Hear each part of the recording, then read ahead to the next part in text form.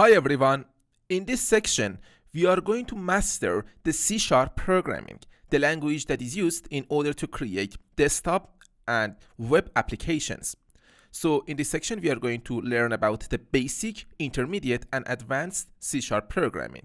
So let's go.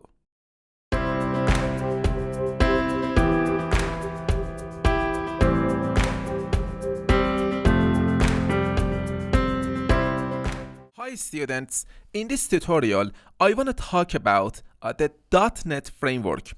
So the .NET framework is actually the Microsoft Web Services strategy to connect information, people, and systems or the devices, actually all devices, through software. So the .NET framework is going to actually connect all information, people, systems, and the devices through software together, and it's going to make it, this process much more easier for other users that are going to actually share and use their information between multiple websites. Right? So the .NET framework is gonna actually make this process much more easier for all users that want to share actually their information between multiple websites. For example, multiple programs. We have also programs that actually share information between other users, and for example, between multiple computers. So, for example, being a web service, it is actually the .NET framework is actually a web service, and the .NET is also a programming model that is going to actually enable software developers, or for example the C# developers, is going to give them the ability to actually create application development as fast as possible. How? By actually bundling a collection of software in one package. Okay, so for now, if it doesn't make sense, don't worry, I'll talk more about this later. It is just a theory in order to make you familiar with the .NET framework. And here, Microsoft Visual Studio .NET is part of the .NET programming model, right? So let me tell you, let me give you a simple definition of the .NET framework. .NET is a Microsoft Web Service strategy to connect information, people, systems, and actually all devices through software together. And that's the simple definition of the .NET framework. So thank you very much for watching, and I think that's enough for this tutorial. So if you have any questions, please post a discussion in the course, and then I'll do my best to answer all of your questions. Thank you very much for watching, and I'll see you in the next tutorial.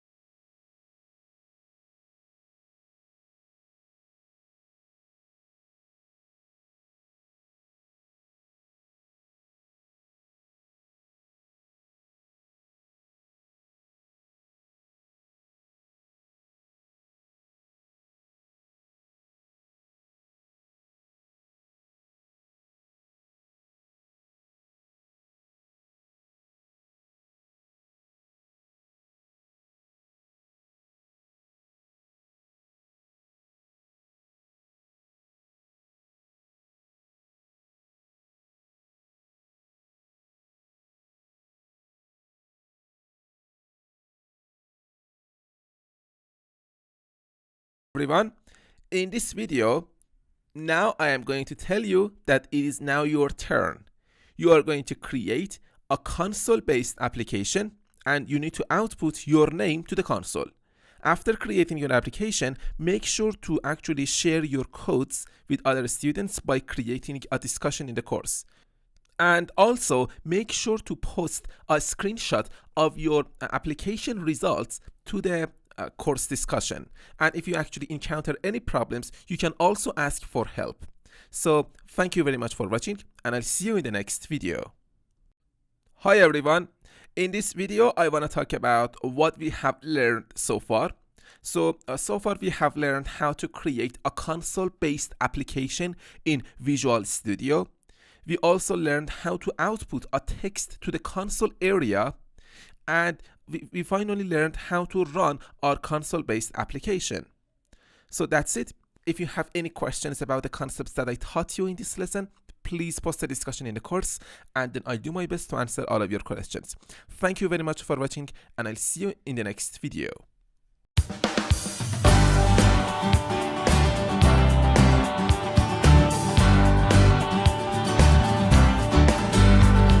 Hi students, in this tutorial, we're gonna go ahead and actually create a new C# application. So at the top, just click on File, and then click on New, and then click on Project. So now let's actually wait a little bit here. So here, as you can see, again, choose Template, Visual C#. This is very important that you actually choose Visual C#, and then inside the Visual C#, just open this Visual C# by just clicking on this little triangle here, and then select Windows here. And now you can actually select a classic desktop here, or you can just select Windows and then click on a console application. Just select this one, and then let's actually specify a name for our console application. So the name is going to be C#, or I can say actually printing values,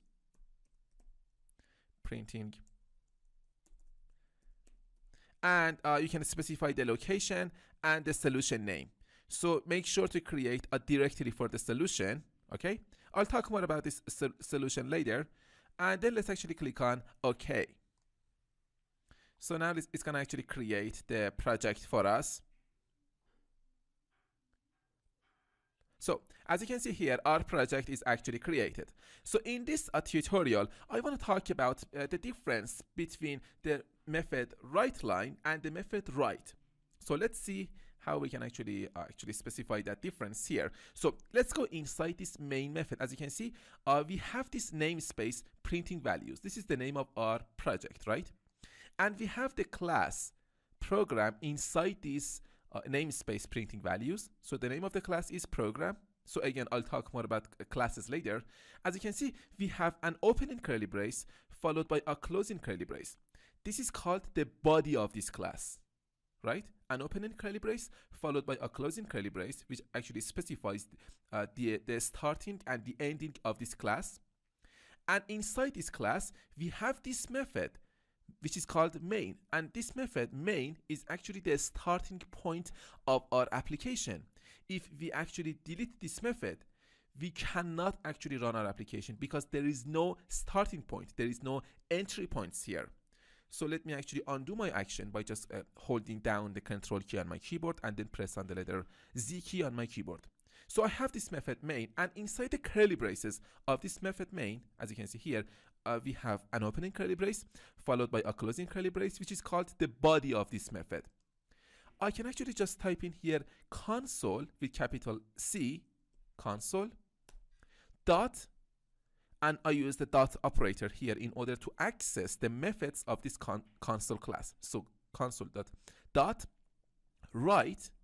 As you can see, we have two methods. The first one is write, and the second one is the writeLine. This time let's choose write, and then press on Enter key on your keyboard, and then let's actually put a pair of parentheses here. And now inside the parentheses, I can actually just put up two double quotes here, and inside the quotes, I can just say, for example, this is my C#, and now I can just end it here and put a semicolon at the end of my statement, right? So console.write, this is my C#. And here, let's run our application. So just hold the control key on your keyboard down, hold the control key down, and then press on F5 key on your keyboard. And now it's going to actually start to run our application. So let's wait a little bit here. And as you can see, this is our application. It says this is my C# here, and it says press any key to continue. As you can see, there are no actually new lines here. This press any key to continue is not below this value. It is actually just beside this C# here. So let's actually press an enter key on our keyboard. And now let's create another console.write here. So again, console.write,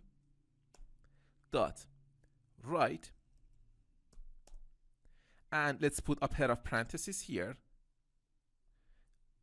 Let's put, as you can see, I just need to put a pair of parentheses here, and inside the parentheses I just need to put 2 double quotes, and here I can say, so this is my C#, and here I can say application, right? Let's run our application again. Let's put a semicolon at the end of my statement. So remember, at the end of your statements you must actually put a semicolon, okay, in order to specify that your statement is actually is ended. So let's run our application again, hold the control key down and then press on F5 key on your keyboard. Again, let's look at this value. It says this is my C# application, press any key to continue. So you can see that this application is now beside this C#. What's going on here? The problem, let's actually press on enter key in order to actually end this application. So the problem is here. We are using the write method. We are not using the write line method. We are using the write method. And the write method is not going to actually create a new line for you at the end of your string value. So remember, whatever you put inside the codes is called actually a string value. So at the end of our string value, as you can see here, for example, this is my C#. It's not going to actually create a new line if we don't actually use the write line method. Here we are using the write method.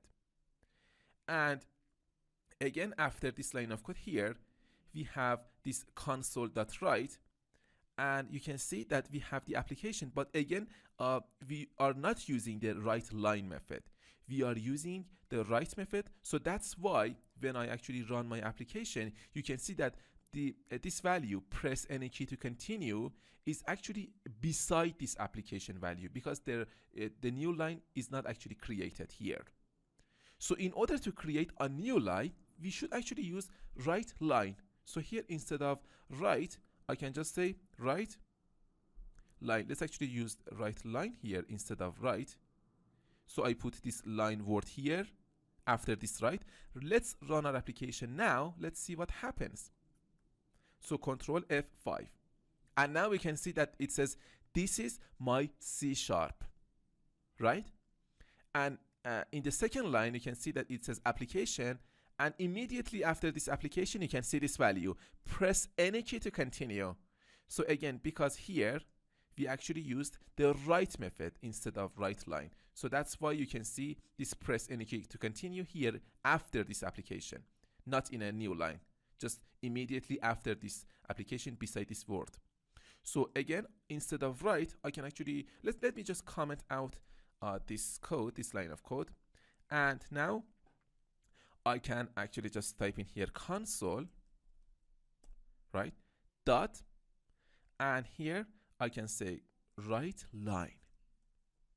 Instead of write, use write line, and then put a pair of parentheses, and just put 2 double quotes, and just type in here application.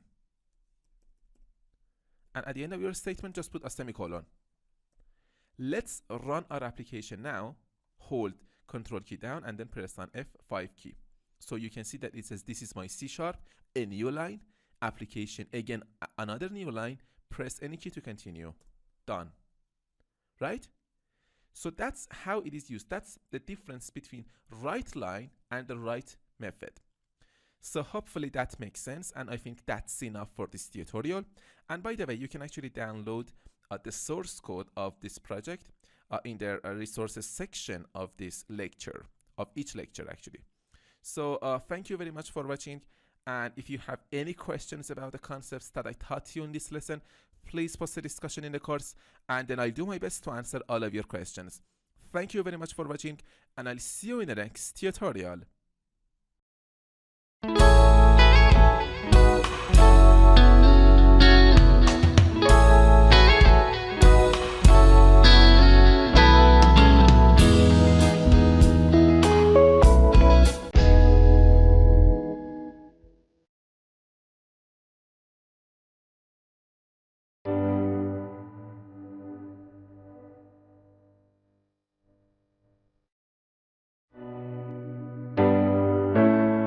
Hi students, in this tutorial I want to talk about how you can actually open an existing Visual Studio project.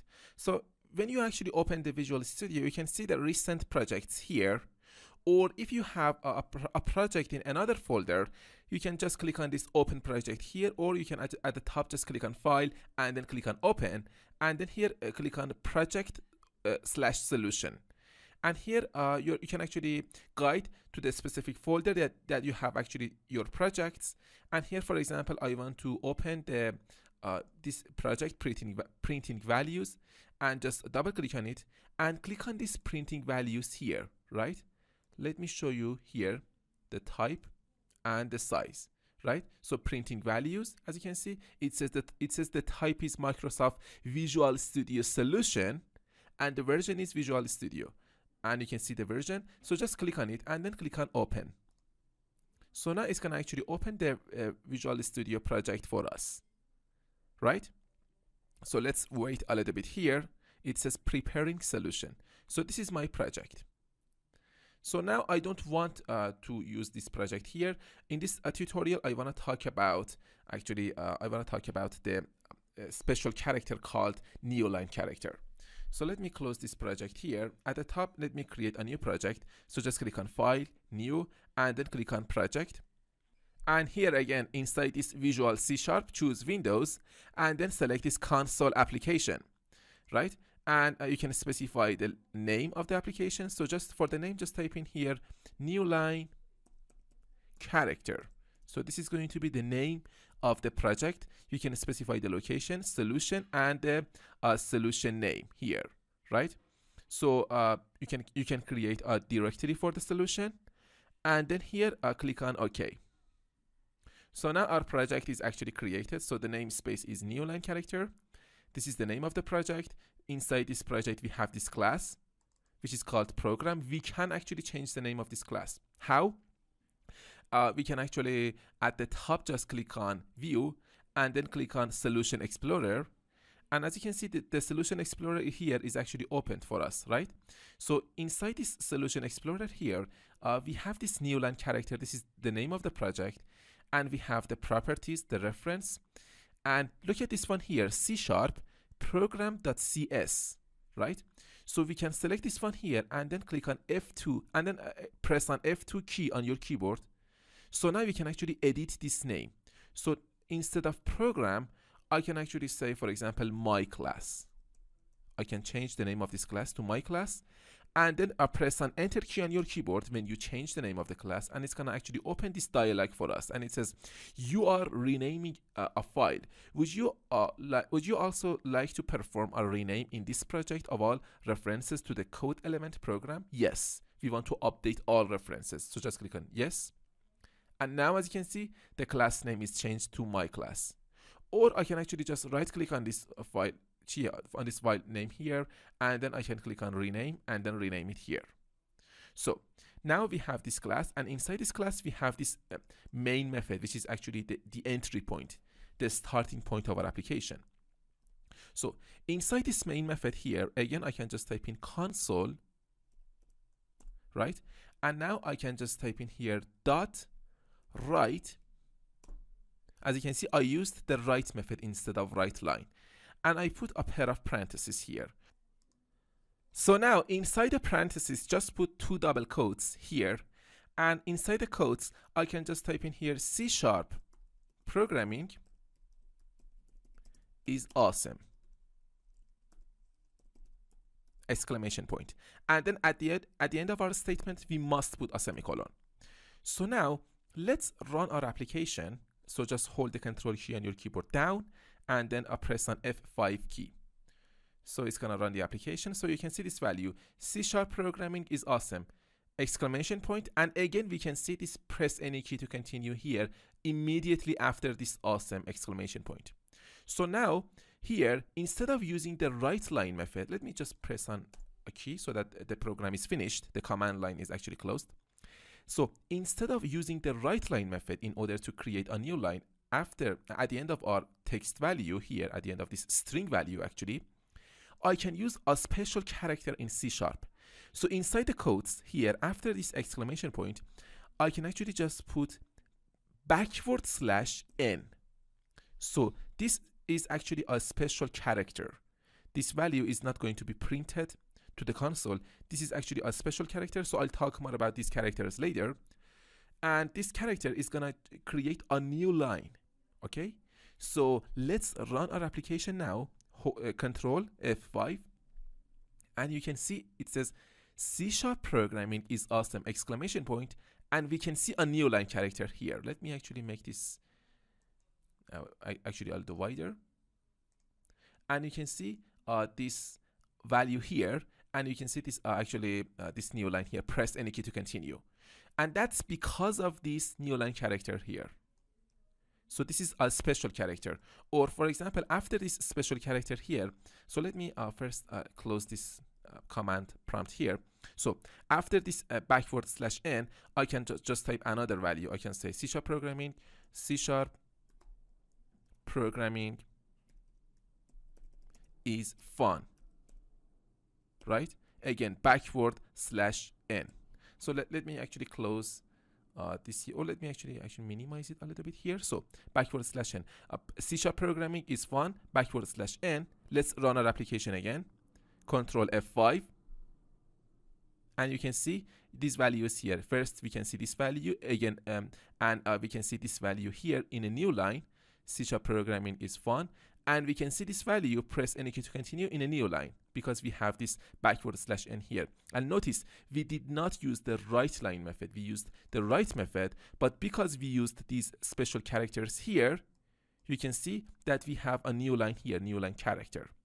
And then I can press on any key so that the program is actually closed. So I think that's enough for this tutorial. And in this tutorial, I just wanted to talk about this special character \n, which is actually going to create a new line, so that later you can actually use it in your own projects. So thank you very much for watching. And if you have any questions about the concepts that I taught you in this lesson, please post a discussion in the course, and then I do my best to answer all of your questions. Thank you very much for watching, and I'll see you in the next tutorial.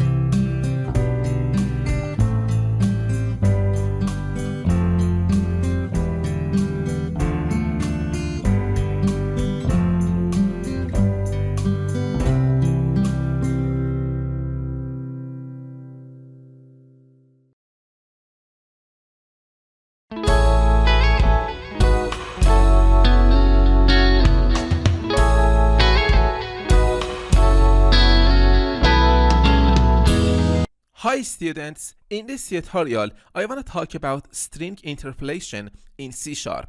So now at the top just click on File and then New, and then click on Project, File, New Project.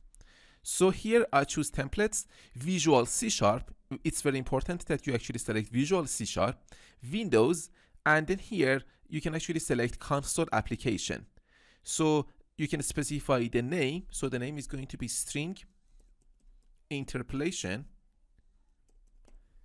and the location, you can specify the location here, and the solution name. So just click on OK. So now it's gonna actually create the project for us. So let's wait a little bit here. So here, as you can see, our project is ready. So we have this namespace string interpolation. So this is the name of our project. So you can see that we are now inside the curly braces of this namespace. So we have this class. The name of the class is program. So I actually showed you how you can actually change the name of the program. So you can actually click on View and then click on Solution Explorer in order to actually open this window here. and then you can actually rename this program name here. And inside this class program, we have this method main. I told you that this method is actually the starting point of our application. So inside this main method, now I want to actually create a variable. So what is a variable? A variable is actually a placeholder for data. So for example, we can actually hold some data inside a variable, and later in our program, we can access that data by just referring to the name of that variable, right? So let me show you a variable here. I'll talk more about variables later. For now, I just want to create a simple variable. So first of all, in order to create a variable, you must actually specify the data type of that variable. So what is going to be the type of the data that you want to actually hold? So we want to actually hold a string value. So I just need to actually type in here string. So string is actually a type, right? And after that, you actually specified the type of your variable. You need to specify the name of your variable so that you can actually later refer to the name of your variable in order to access the data that you have actually assigned to your variable.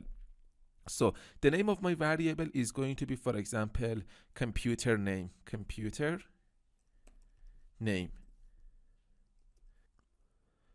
So here we actually declared a variable, and the data type of our variable is string, and the name is computer name.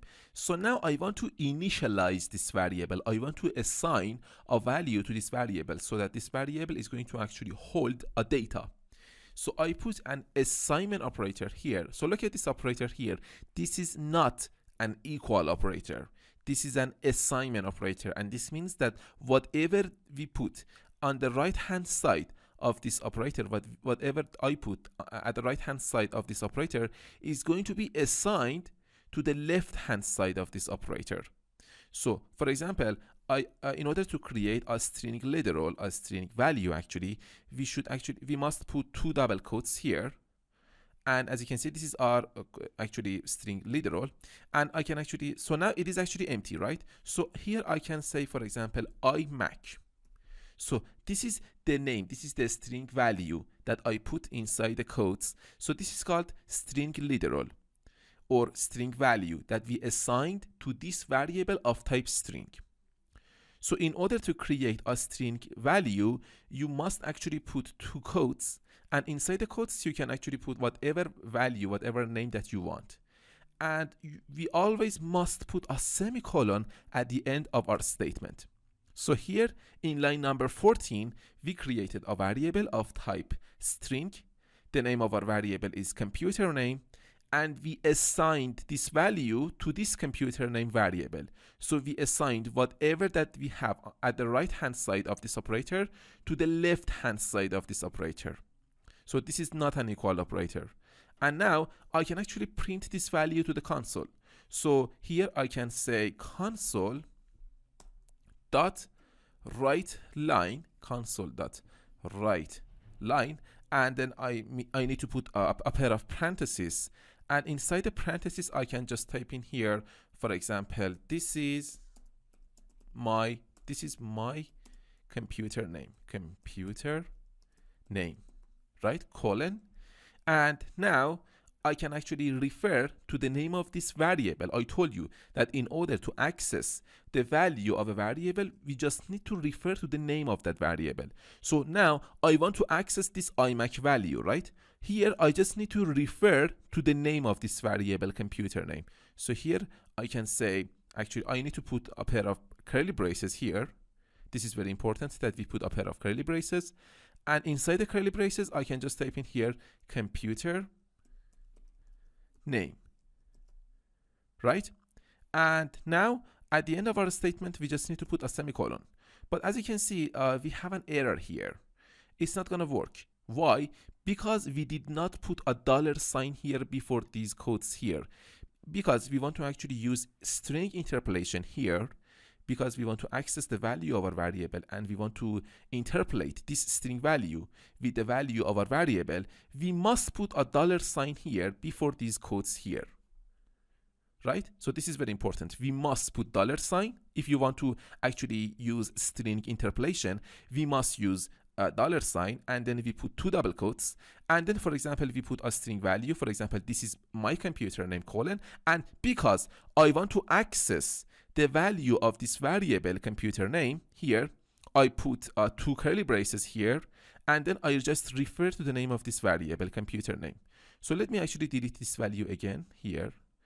And now you can see that if I actually just type in here computer name, the autocomplete feature of Visual Studio is actually helping me to access this variable name that we created here inside this main method and in the line 14. So this is the name, and I just need to press an enter key on my keyboard. So now, as you can see, we have accessed this computer name variable, and we can access the iMac. So it is very important that you put dollar sign if you want to actually use string interpolation, if you want to actually concatenate your values together. So you can see that we are using the value of a variable. So let's run our application. So just hold the control key on your keyboard and then press on F5 key on your keyboard. And now it's gonna actually run our application. So let's wait a little bit here. So now, as you can see, this is our console, this is our terminal actually, and here we can see this is my computer name iMac. So you can see that we successfully managed to access the value of the variable computer name. So the name is iMac. So you can see this value here, iMac. So I think that's enough for this tutorial, but we can actually create other examples. So here, instead of computer name, I can actually create another variable. So again, I need to create a variable. So the data type here is going to be string, and the name of my variable this time is going to be, for example, mobile name, right? Mobile name. Assignment operator, again, because we want to assign a value of type string, we must put two quotes, and inside the quotes, I can say, for example, iPhone 5S, for example. And at the end of our statement, we just need to put a semicolon here. So as you can see, we have a variable mobile name. And now I can just type in here console dot write line, and inside the parentheses, again, because we want to use string interpolation and we want to interpolate our string value with the value of this variable, we must put a dollar sign here, and then we put two quotes. And inside the quotes, I can say this is my mobile name colon, and then here I just need to put a pair of curly braces because I want to access the value of this mobile name variable. So I must actually put two curly braces here, and inside the curly braces I can refer to the name of this variable mobile name. And finally, at the end of our statement, we need to put a semicolon here. So let's run our application. So hold the control key on your keyboard down, and then press on F5 key on your keyboard. So you can see the output here, right? And it says, this is my mobile name, iPhone 5S. So hopefully you get the idea, and now you can actually figure out what's going on here. Thank you very much for watching. And if you have any questions about the concepts that I taught you in this lesson, please post the discussion in the course, and then I'll do my best to answer all of your questions. Thank you very much for watching, and I'll see you in the next tutorial.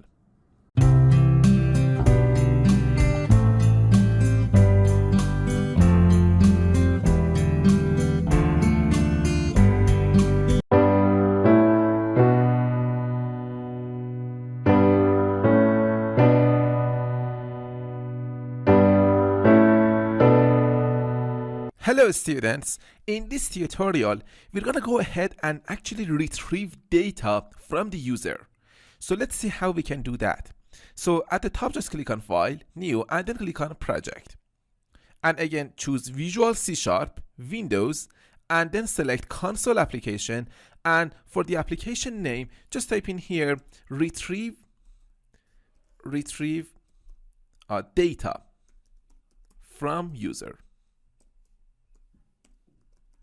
And you can specify the location and the solution name here, and make sure to create a directory for the solution. So just click on OK. So now it's gonna actually create the project for us, and now as you can see, the project is created. So let's actually go straight ahead inside of this main method, And inside of this method, I want to create a variable of type string. So first, let me show you the actually documentation for predefined types in .NET Framework. So here it is the documentation, and you can see you can actually just enter this URL inside the search bar of your web browser, or you can actually search for built-in types in C# in Google and find this page here. So now, as you can see, it says let's actually look at the types here. It says C# type, and you can see .NET Framework type, and you can see the Boolean type. I'll talk more about these types later. We have byte, we have sbyte, char, decimal, double, float, int. This is actually for integer values, as you can see here, which is going to actually take 32 bits of memory. And we have uint, which is for unsigned integers. And I'll talk more about this later. We have long, which is actually an integer 64 bits, which is going to hold actually a large integer value.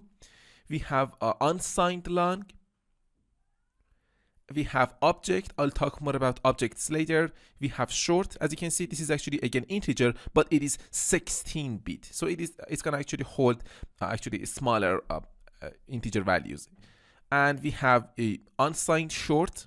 We have string. So you are already familiar with this type string. So let's go back to actually Visual Studio. So now inside this main method, let's create a variable of type string. So here I can say string. So first, in order to create a variable in C#, first we must specify the type. So the type is going to be string. And now I must specify the name of this variable. So the name of this variable is going to be name. Assignment operator. So let's actually change this variable name to first name. So look at look at this variable name here. Look at the convention that I am using in order to name this variable. As you can see, the first letter of my first word of this variable name is actually lowercase, and you can see that the subsequent words of this variable name is going to start with a capital letter. So first name is going to be first. And as you can see, this is actually a capital N, and you can see name. So this is called camel case. This type of naming your variables is called camel case. And this means that the first letter of the first word of your variable names is going to start with the lowercase letter, and the subsequent words are going to start with the capital letter. So as you can see, first name, and if we're actually going to add other words to this variable name, those words are going to start with capital letter. So first name here. So make sure to actually name your variables exactly like this. This is actually a convention. So, and this is the name, right? And here I want to initialize this variable. So I can actually just declare this variable here, right? I can just put a semicolon here. As you can see, I did not initialize this variable here. I just declared this variable. I just said, okay, I am going to have a variable of type string, and the name of this variable is first name. I do not want to initialize it here, but later I will initialize it. So that's the meaning of this line of code here in line number 14. So let's create another variable. So let's actually just type in here string. So again, so let's actually put it in a new line here. So first I need to specify the data type of my variable string, and the name of my variable here is going to be last name. Semicolon. Again, I did not initialize this variable. I just declared this variable. So the name is last name. So I look at this camel case here that I am using. This is actually a convention for naming our variables. So for example, look at this method here. As you can see, the name of this method starts with a capital letter. So this is actually a convention in C#. Or you look at this class here, look at this class name. Look at the capital letter here, this P. So again, the name of your classes in C# actually should start with capital letter. So this is a convention in C#. And now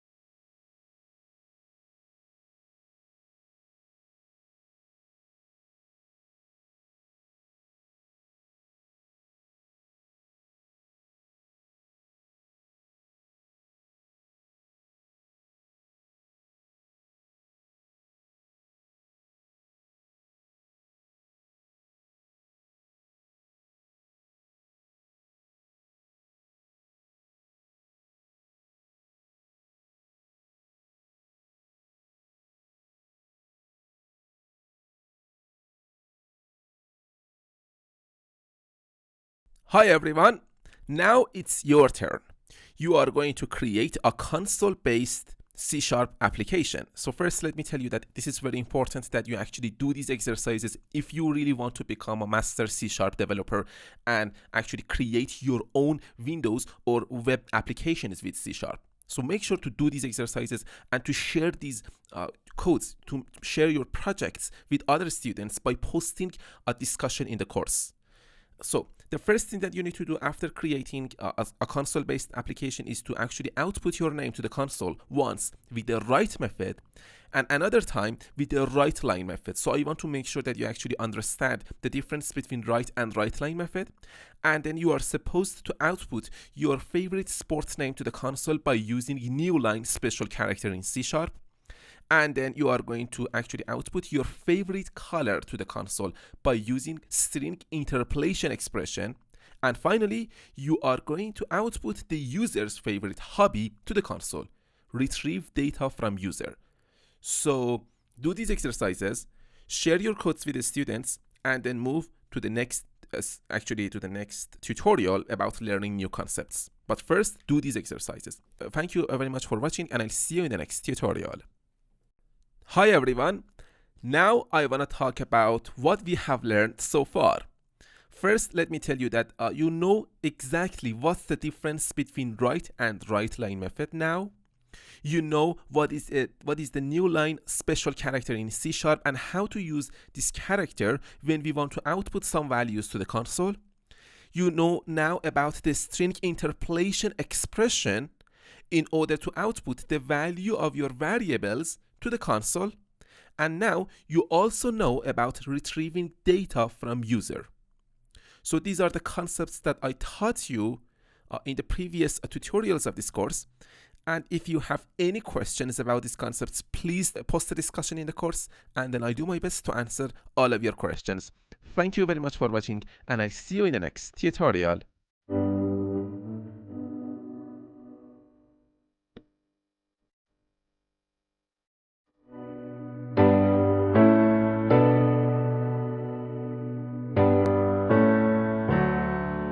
Hi students, in this tutorial I'm going to go ahead and talk about if statements in C#.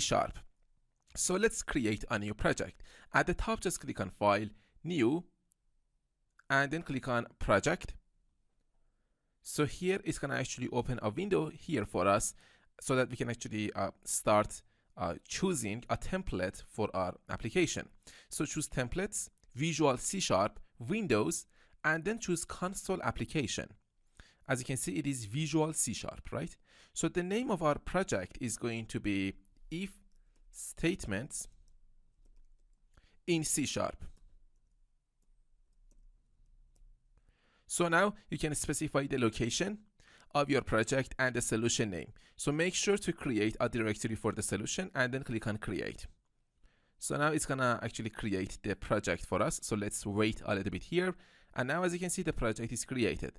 The namespace is if statements in C#, the class is program, and this is the main method, which is going to be the entry point for our application. So let's go inside this main method. Let's go inside the curly braces of this main method here. And now let's create a variable of type integer. So here I can say int, and the name of my variable is going to be, for example, number, or for example, first number, semicolon. So here I just declared this variable. The data type of this variable is integer. So this means that this variable can only accept values of type integers.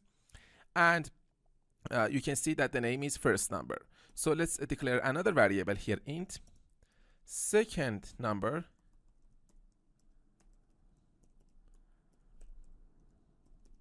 semicolon. So again, we have another variable and the data type is integer. The name is second number. So let's now let's initialize these variables that we declared here. So first of all, let's actually just prompt the user to enter a value. So here I can say console dot write line, console dot write line, and inside the parentheses I can put two quotes, and inside the quotes I can say please enter first integer value, colon, and then put a semicolon at the end of your statement. So as you can see, I actually created a space here, so we don't need that.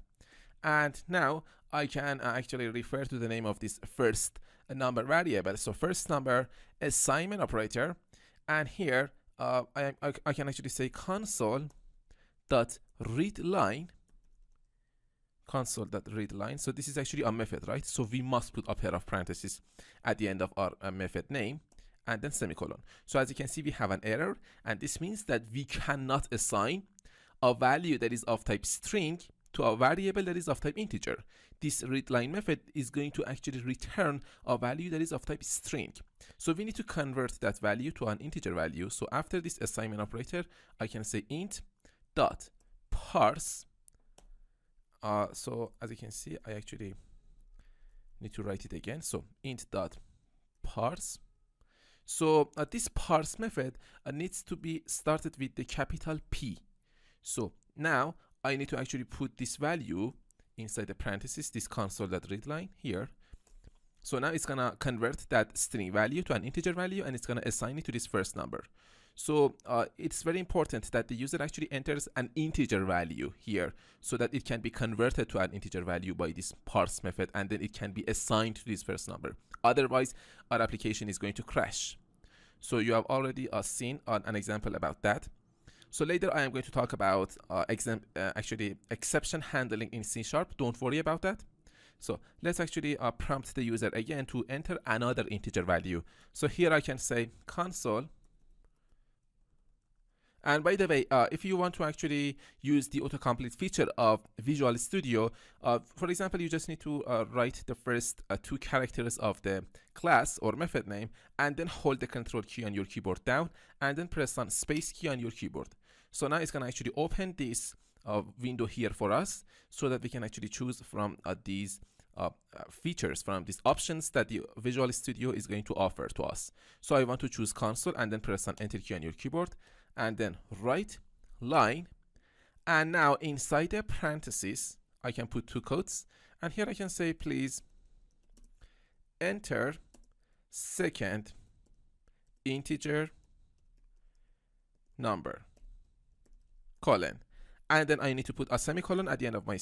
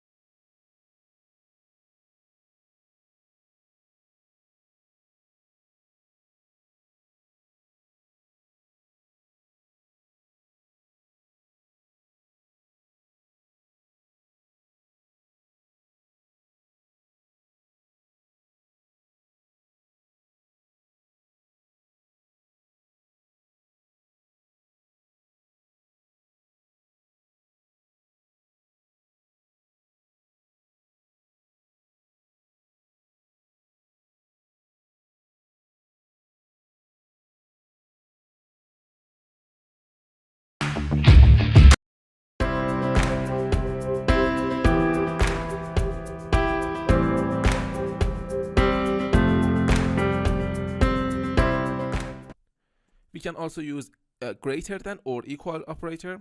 So let me actually show you an example of this one, this not operator. So here I can just say if. So after the ending curly brace of this if statement, I am going to create another if statement inside this main method. And then I just put a pair of parentheses. And now I can say if first number is not equal to second number, so bang. So this exclamation mark here is called bang in programming. Bang equal operator means not. If first number is not equal to second number, in that case, I can actually say a console dot write line, and then I put a pair of parentheses here. And inside the parentheses, I just need to put 2 double quotes.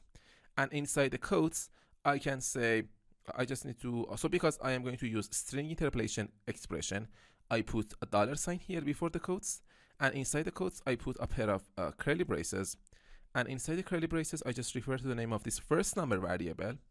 And here I can say first number is not equal to, and then I put a pair of curly braces, and inside the curly braces I can refer to the name of the second number variable. And finally I just put a semicolon at the end of my statement. So it says first number is not equal to second number. So let's run our application now. Control F5. So now we have this console. So let's actually enter the first integer value. The first integer value is going to be number 100. Enter. And it says enter second integer value, and for the second integer value I enter number 200 and then enter, and it says 100 is the first and 200 is the second number, and it says the 100 is less than 200. Yes, it is correct. So it actually executed this if statement here, and it also executed this if statement because 100 is less than or equal to a second number. So this condition here evaluates to true. So it says 100 is less than or equal to 200, and it says 100 is not equal to 200, and that's correct. This expression here, this if statement is executed because this expression here inside the parentheses of this if statement evaluates to true. First number, which is 100, is not equal to second number, which is 200. So this expression evaluates to true, and it's going to go ahead and it's going to go inside the curly braces of this if statement, and it's going to execute this line of code here. First number is not equal to second number. So you can see this value here. 100 is not equal to 200. And then just press an enter key on your keyboard in order to close the command line tool. So I think that's enough for this tutorial, and I taught you lots of concepts, lots of important concepts about C# programming in this lesson. So if you have any questions about the concepts that I taught you in this lesson, please post a discussion in the course, and then I do my best to answer all of your questions. Thank you very much for watching, and I'll see you in the next tutorial.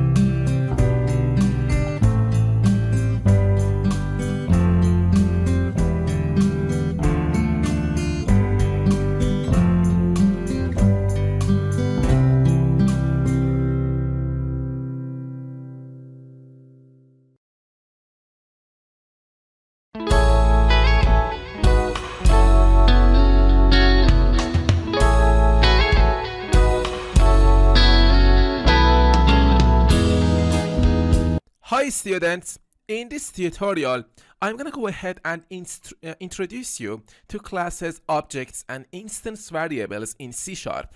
So now this tutorial is going to be a very important tutorial. Make sure to understand every concept that I actually teach you in this tutorial, and make sure to practice on the skills that I am going to teach you. So first, let's actually create a new project. At the top, just click on File, New, and then click on Project. So here again, choose Templates, Visual C#, and then you can click on Classic Desktop here, and you can just click on this console application. So the name here, the name of the project is going to be Classes and Objects. So this is going to be the name of the project. So here you can specify the location and the solution name, as you can see here, and make sure to create a directory for the solution. So just click on OK here. So let's wait a little bit here, and now the project is created. First of all, I want to talk about this namespace here. So let me actually at the top just click on View here, and then click on Solution Explorer here in order to open this window, Solution Explorer. So if you have already opened this window here, so look at this Explorer here. as you can see, we have these files. These are the project files. So you can see that inside the solution, this is actually a directory, right? We have these files, and the name is classes and objects. So this is the name of the project, or in other words, this is actually the namespace, right? And inside this namespace, we have properties, right? We have references, we have app.config, and the most important file here is this one, program.cs, right? So this program.cs is the name of the class inside this namespace. So now let me tell you that if I actually delete this namespace and the curly braces that are related to this namespace, nothing is going to happen. So for example, if I delete this value namespace here, and I need to actually delete this opening curly brace and this closing curly brace of that namespace, as you can see, nothing happened. There is no error here. Why? Because the compiler already knows that this program class is inside this classes and objects namespace. So if you delete that namespace, nothing is going to happen. So inside that namespace, you can see that we have this class, right? Program. And inside this class, we have this main method. So I taught you how you can actually change the name of the class, right? So inside this Solution Explorer, I can just click on this program.cs. This is the name of the class, right? This is the class file actually. And you can just right click on it and then click on rename. Or you can just click on it and then press on F2 key on your keyboard.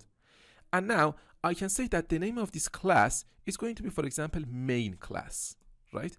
So as you can see, the name of the class is actually started with capital letter, and the subsequent words also starts with capital letter. So this is a convention in actually C# in order to name our classes. So when you actually finish naming your class name here, and then you just need to press an enter key on your keyboard, and now it's gonna set the class name to main class. And now as you can see, the class name is not updated here, right? So it says class program. So I must actually update this class here also. So now I just need to select this program here, and then here I can just say main class.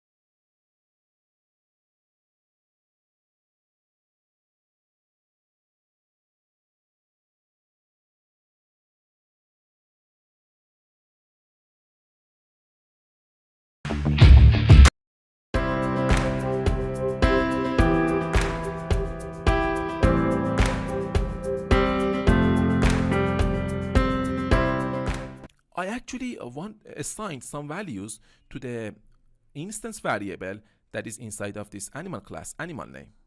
So when I say instance variable, this means that this animal name is going to be specific for each instance or object that we create from this animal class.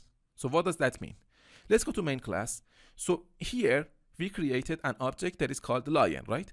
I can create another animal. We don't have only lions as animals. We have cats, we have tigers, we have birds, we have elephants. So for example, I want to create an instance actually of type animal. I want to create an instance of type animal, and I want to call that instance tiger. So I want to create a tiger from this blueprint animal. So I can actually say animal.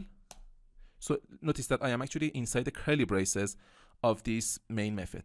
So now I can say animal here, and I put a space here. So the name of the variable that I am going to create is going to be tiger, right? Assignment operator. So now I am going to create the actual object or the actual instance of type animal. So new, right? New, and then I put the animal class name here, and then I put a pair of parentheses. In this way, we are creating the actual object of type animal, and we are assigning it to this tiger variable, which is of type animal. So now this tiger holds this instance of type animal that we created here. So now we have two instances of type animal. The first one is this one, which is actually lion, and the second one is this one, tiger. So now let's output the animal name of this tiger to the console. So notice that it is called instance variable. So this means that that variable, animal name, is going to be copied for each instance that we create from this animal class. So if I want to, for example, output the value of the animal name to the console, I can say console dot write line, and inside the parentheses, I can refer to the name of this tiger variable dot, and I can actually access the methods, the public methods that we have inside the animal class. The first one is get animal name, and the second one is set animal name. So let's first call get animal name. Let's call the get animal name method on this tiger instance. So get animal, and then put a pair of parentheses and at the end of the method name, and then put a semicolon at the end of your statement. So now if I run our project now, so debug, start without debugging.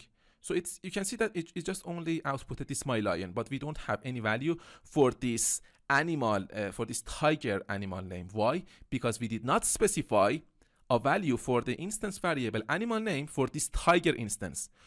And that's why it is called instance variable. This, let's go to animal class.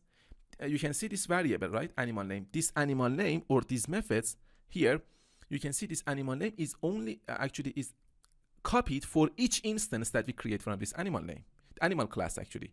So when we actually call set animal name on a specific instance, that set animal name is going to manipulate the instance variable animal name for that specific instance of type animal class. So if I actually go inside this main class here, I can actually say tiger dot set animal name, and I can put a pair of parentheses. I can put a pair of two double quotes here. Inside the quotes, I can say the name of my object, the name of my instance is going to be my tiger, semicolon, right? And now I can output the value of the animal name of this tiger instance to the console. So here I can say console dot write line, and I put a pair of parentheses, and then I can refer to the name of this variable tiger dot get animal name, and then I put a pair of parentheses here, and finally I put a semicolon at the end of my statement, right? So let's run our application now. So at the top, just click on debug, and then click on start without debugging. So now you can see this value, my tiger. So that's why it is called instance variable. Instance variable means that this variable that we have inside this animal class, this animal name, is going to be copied for each instance that we create from this animal class. So we can have, for example, lion, we can have tiger, we can have elephant, we can have leopard, we can have panther, we can have cat. So you can actually create those objects here, and you can manipulate the instance variables of those instances, of those objects of type animal here. So in fact, that's an assignment for you to do it. And so make sure to create an object for each animal that we have. Okay, and manipulate these methods, call the set name, set animal name, call the get animal name in order to see the results. So I think that's enough for this tutorial. And one last point that I want to talk about is that inside this animal class, I told you that for classes that we actually create a variable or an instance, the default value is going to be null, right? So what happens for simple types like integers, floats, or those primitive data types? I'll talk more about those types later, but those, for example, integer, if you create an instance variable of type integer, the default value is going to be 0. Or if you create a variable of type boolean, the default value is going to be actually false.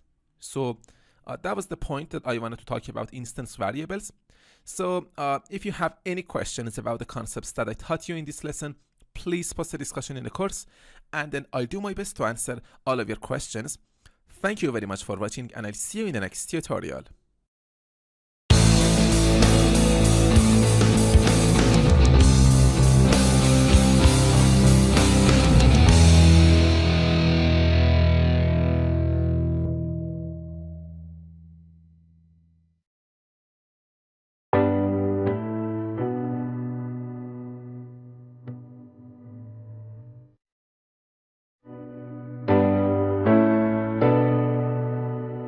Hi students, in this tutorial I'm going to talk about debugging in C#.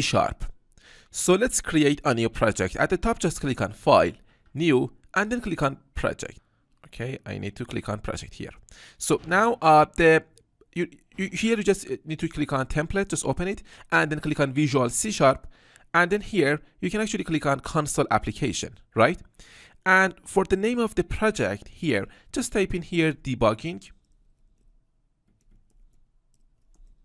in C#.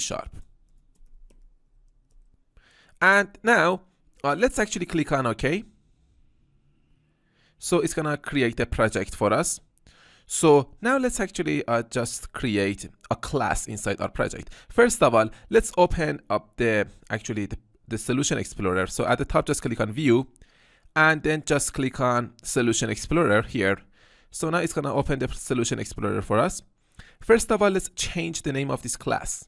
Let's change it to actually, I think it's good, program, it's good. Let's create another class. So just click on this debugging in C# namespace here, right click on it. And let's actually click on add and then click on class. So here for the name of the class, I can just type in here boxer, right? Boxer, and then click on add. So now we have this boxer class. So you know that we have this boxer class inside this debugging in C# namespace. And you are already familiar with this namespace, and you know that you can actually delete this namespace here inside this code, because the Visual Studio already knows that this boxer class is actually inside this debugging in C# namespace. So inside this boxer class, inside the curly braces of this boxer class, I can actually I can create a variable, an instance variable. So I need to actually declare my variable as private, and I need to actually specify the data type of my variable, so integer, and the name of my variable is going to be punch power, right? Semicolon. So this is my instance variable for this class. And now you may ask that, so why we have to actually declare our instance variable as private? Why we cannot actually declare our instance variable as public, as I'm doing here? Yes, it is possible to declare your instance variables as private, as public, but it's not recommended. Why? Because it's not a good programming practice to allow other classes to access your instance variables directly. Okay? So it is not a good programming practice. Always declare your instance variables private, and then you can actually create getters or setters in order to allow other classes to manipulate your instance variable. Never ever allow other classes to access your instance variables directly. This is not a good programming practice. So now I just want to change it to private, and now I can actually create a getter and a setter for this property. So first of all, let's actually create a actually a setter. So the access modifier of this method that I am going to create is going to be public. So public, and the return type of this method is going to be void. So this method is not going to return anything, so it is going to be void. And now I need to specify the name of the method. So the name is going to be set. As you can see, the name of the method starts with capital letter, right? This is actually a convention, right? So set punch power, right? And then I put a pair of parentheses in order to specify here that this method, this setter, is going to accept a parameter. So the parameter is going to be of type what? Integer. Because of this instance variable is of type integer. And the name is going to be a boxer punch power. Boxer punch power. Right? And then I just need to open and close this method by using these curly braces. An opening curly brace followed by a closing curly brace, and you know that this is actually called the body of this method. So let's go inside the body of this method, and here I can just refer to the name of this instance variable inside this method, inside this setter, right? So here I can say punch power assignment operator, and now I can assign this parameter to this punch power instance variable. So in this way, we are actually initializing our instance variable. So I can say boxer punch power semicolon. So this is our setter for this instance variable. So now let's create a getter for this instance variable so that other classes can actually access the value of our punch power instance variable.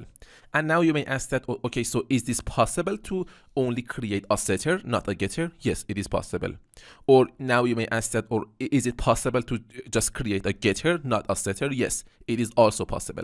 And that's why it is recommended to use getters and setters in order to allow other classes to manipulate the value of your instance variables. In that way, you have the control over your instance variables. But if you allow other classes to access your instance variables directly, in that case, you don't have the control, okay? They can do whatever they want with your instance variable.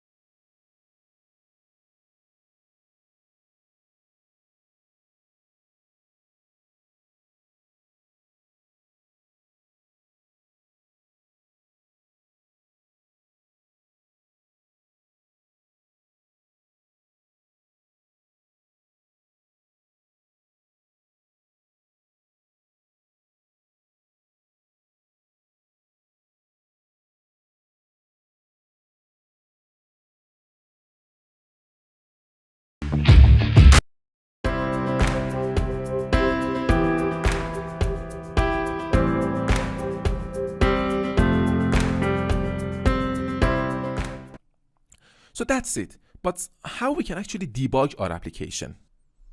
So now, in order to debug our application, we need to use a breakpoint. So how we can use a breakpoint? So first of all, let's actually change the name of this program class to something else for consistency purposes.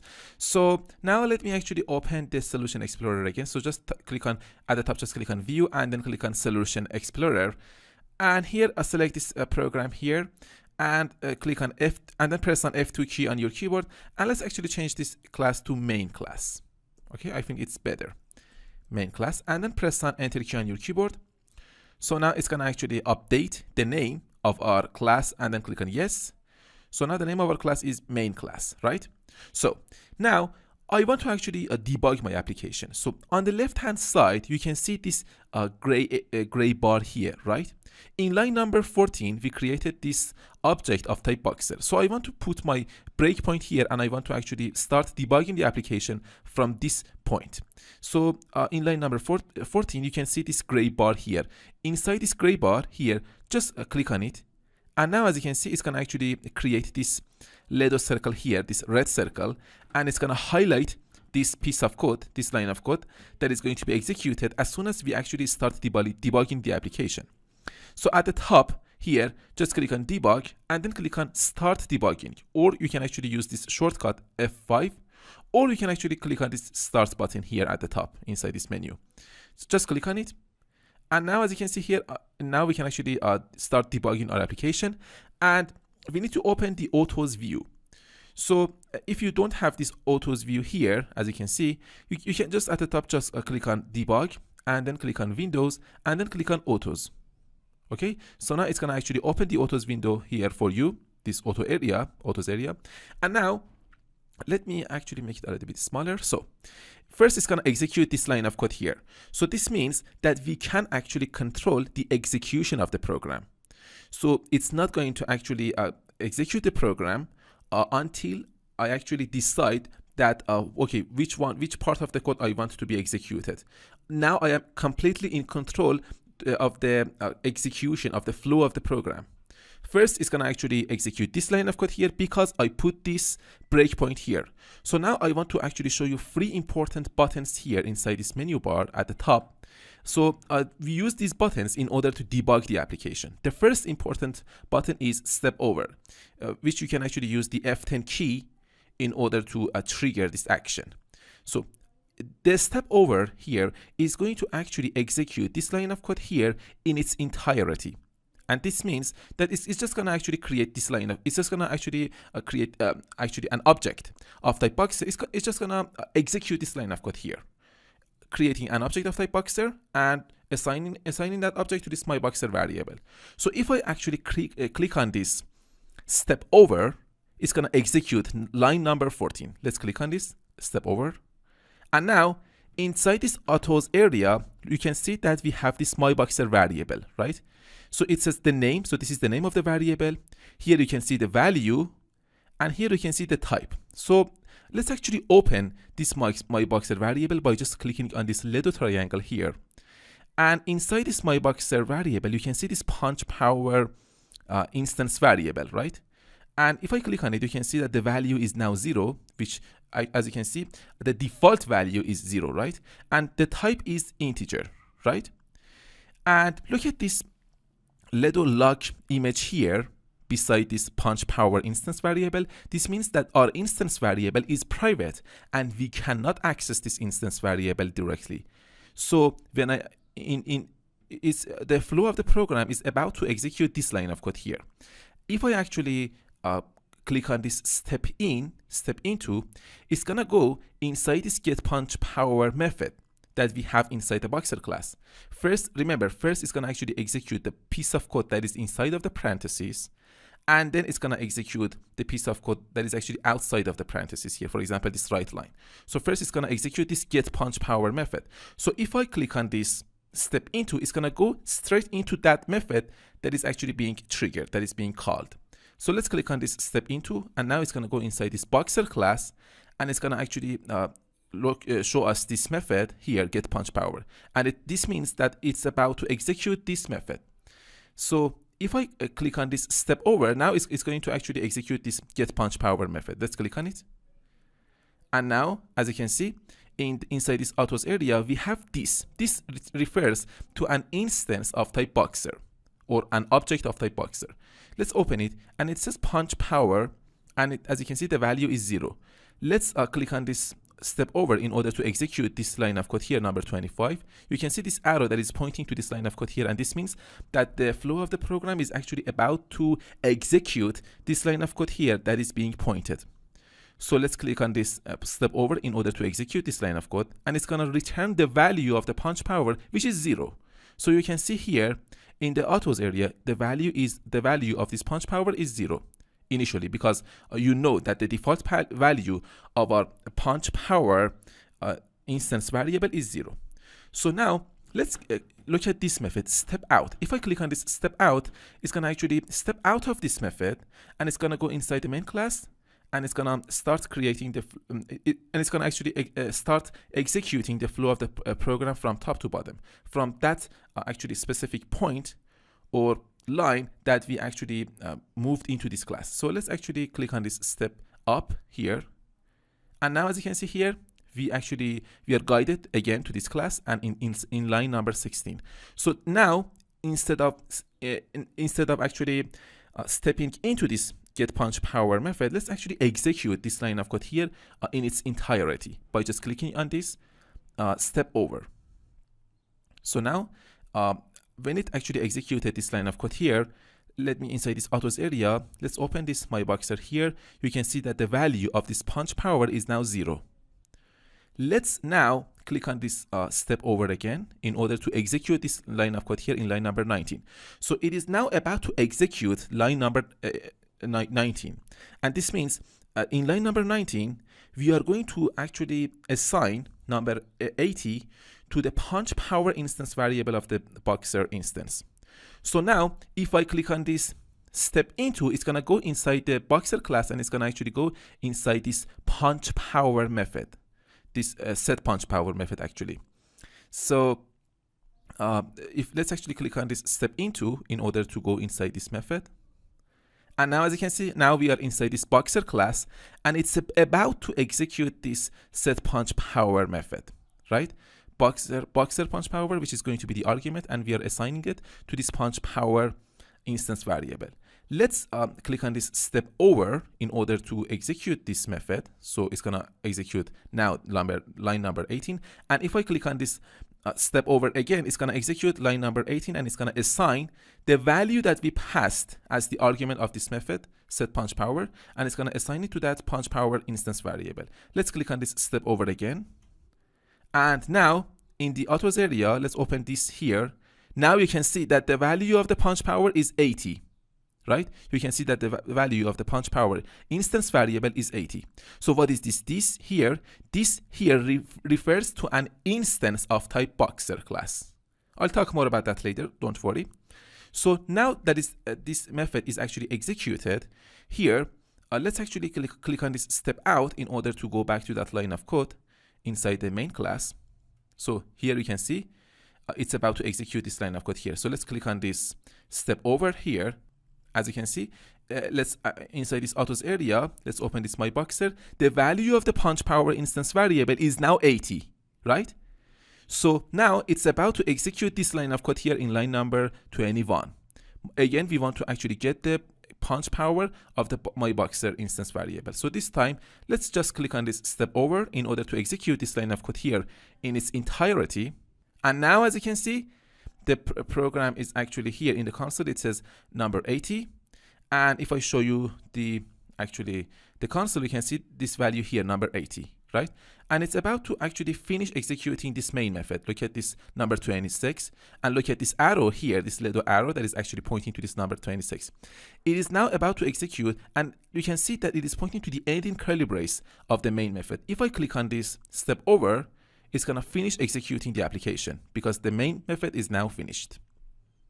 As you can see, now it's actually go back to the editor mode, and we are not in the debugging mode anymore.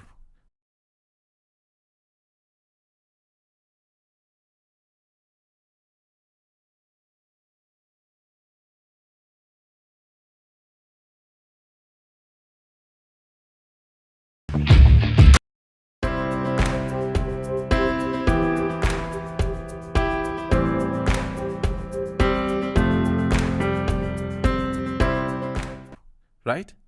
So now, as you can see, we are passing number 80 to this punch power instance variable. Let's get this value from the user, right? Let's allow the user to enter an integer value. So here, I can create a variable of type integer. So int. So here I can say number. The name of my variable is going to be number, for example, assignment operator. And here I can say console dot read line. So because this is actually a method, I need to put a pair of parentheses at the end of the method name and then put a semicolon here. So again, because we are going to actually assign a value to a variable that is of type integer, and this method read line is going to return a value of type string, we cannot assign a value of type string to a variable that is of type integer. So here we need to actually parse, or we need to actually convert this string value to an integer value. So here I'm going to say int dot parse. Okay, int dot parse. Let me actually call it again with capital P. And then put this piece of code, this console.read line, inside the parentheses. So it's going to actually get this string value from the user, and it's going to convert it to an integer value, and then we can assign it to this number variable. And here, when I want to assign, or when I want to set the punch power for the myboxer instance, I can just put number here, number, so that we get the value from the user. Let's actually debug the application again. At the top, just click on start here. And now I am in line number 14. Inside this autos area, you can see that we have the args, which is going to be the arguments, and we have the myboxer instance, which is now null because the boxer instance here is not yet created. If I execute this line of code here in line number 14, if I click on this actually step over, it's going to execute this line of code here in its entirety, and it's going to create the myboxer instance. So let's click on this actually step over here. And now in the autos area, you can see it says myboxer. So it is actually created. An instance of type boxer class is created, and we have this instance variable punch power, which is actually private. So now it is about to execute this line of code here. It is about to output the value of the punch power instance variable of the boxer by using this get punch power. So this time we don't want to use actually the step in. We just want to execute this line of code here in its entirety. So just click on step over, and this line of code here is executed, and the value of the punch power instance variable is 0. This is going to be the default value. So you are already familiar with that. And now it's about to execute line number 19. It's about to actually get the value from the user, and it's going to convert that value to an integer value, and it's going to assign that value to this number variable. So here in the autos area, you can see this variable number, right? Which, as you can see, for now it's just 0. We haven't still assigned a value to this variable here yet. So now another important point here is that if the user actually enters a value that is not an integer value, our application is going to crash. Here we have to actually handle that exception. So I'll talk more about exception handling later. For now, just don't worry about that, and just make sure that you actually enter an integer value. Here we are going to trust the user that he or she actually enters absolutely an integer value. So now here, I am going to actually again click on this step over in order to execute this line of code here in its entirety, and it's going to actually show us the console. So it's going to ask us to enter a value here. As you can see, I haven't prompted the user to actually enter the value. I just wanted to enter the value here. If you want to, you could actually just prompt the user to enter an integer value. So now the console area is shown to us, and we are supposed to enter a value here. For example, number 90. And let's actually press on enter key on our keyboard in order to execute this line of code here. And now in the console, in the autos area, you can see that it says number, and the value of this number variable is now 90 because I passed the value 90 to this variable here, right? And now it's about to execute the line number 21. myboxer.setPunchPower number. So it's going to pass this number, the value that is inside of this number variable, which is now 90, to the punch power instance variable by using this setPunchPower method. So this time, let's just use this step over button here in order to execute this line of code here in its entirety. And now in the autos area, you can see that the value of the punch power instance variable is now 90. Why? Because this line of code here is now executed. And now it's about to execute this line of code here. Console.writeLine, myboxer.getPunchPower. And now it's going to output the value of the punch power instance variable of the myboxer instance to the console. So let's actually click on this. Let me show you the console here. As you can see, it's just now 90, right? This is the value that we passed to this number variable here. And then it's going to actually pass that value to the punch power instance variable of the myboxer instance. And then it's going to actually put that value here in the console. So let's actually click on this step over. And now, as you can see, the number 90 is here, right? So this number 90 here was actually the value that we actually as the user entered here. And now you can see this number 90, which is actually outputted by this line of code here, which we actually just executed here by just clicking on this step over button. And now it's about to finish executing this main method. If I clicking on this step over, it's gonna finish executing the main method, which means that our program is going to finish. Let me show you the console. And now let's click on this step over and finish. Our program is back into editing mode. So this is how you can actually debug your C# application and see whether your variables actually has a value or not, whether your codes, your methods are executed or not. If not, let's actually solve it. Let's solve the problem. Let's kill the bug. Let's eliminate the bug. So as you can see here, in order to actually delete this breakpoint here, you just need to click on it, okay? If you want to actually use debugging, you just need to click on debug and then click on start without debugging, and then it's not going to actually consider these breakpoints. But if you want to debug your application, you must set some breakpoints here so that your application starts somewhere in order to actually debug your application. So if you don't want this circle here, you can just right click on it and then click on delete breakpoint. Or if you just want to temporarily disable this breakpoint, you can just click on this disable breakpoint, or you can just click on it in order to delete it. So I think that's enough for this tutorial. And if you have any questions about the concepts that I taught you in this lesson, please post the discussion in the course, and then I'll do my best to answer all of your questions. Thank you very much for watching, and I'll see you in the next tutorial.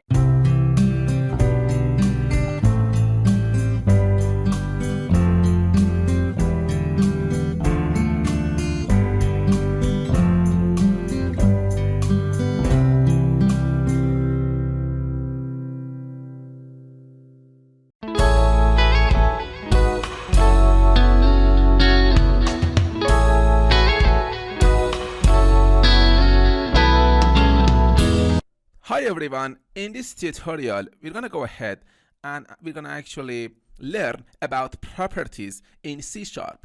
So at the top, just click on File, New, and then click on Project.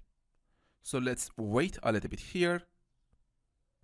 So now let's actually click on Templates, Visual C#, and then click on Windows, and then here just click on Console Application C#, right? And the name of the application is going to be Properties in C#.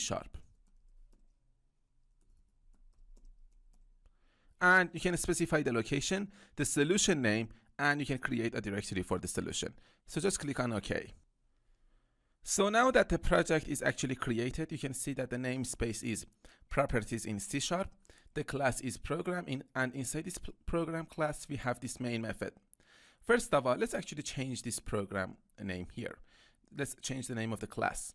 So at the top, just click on View here, and then click on Solution Explorer.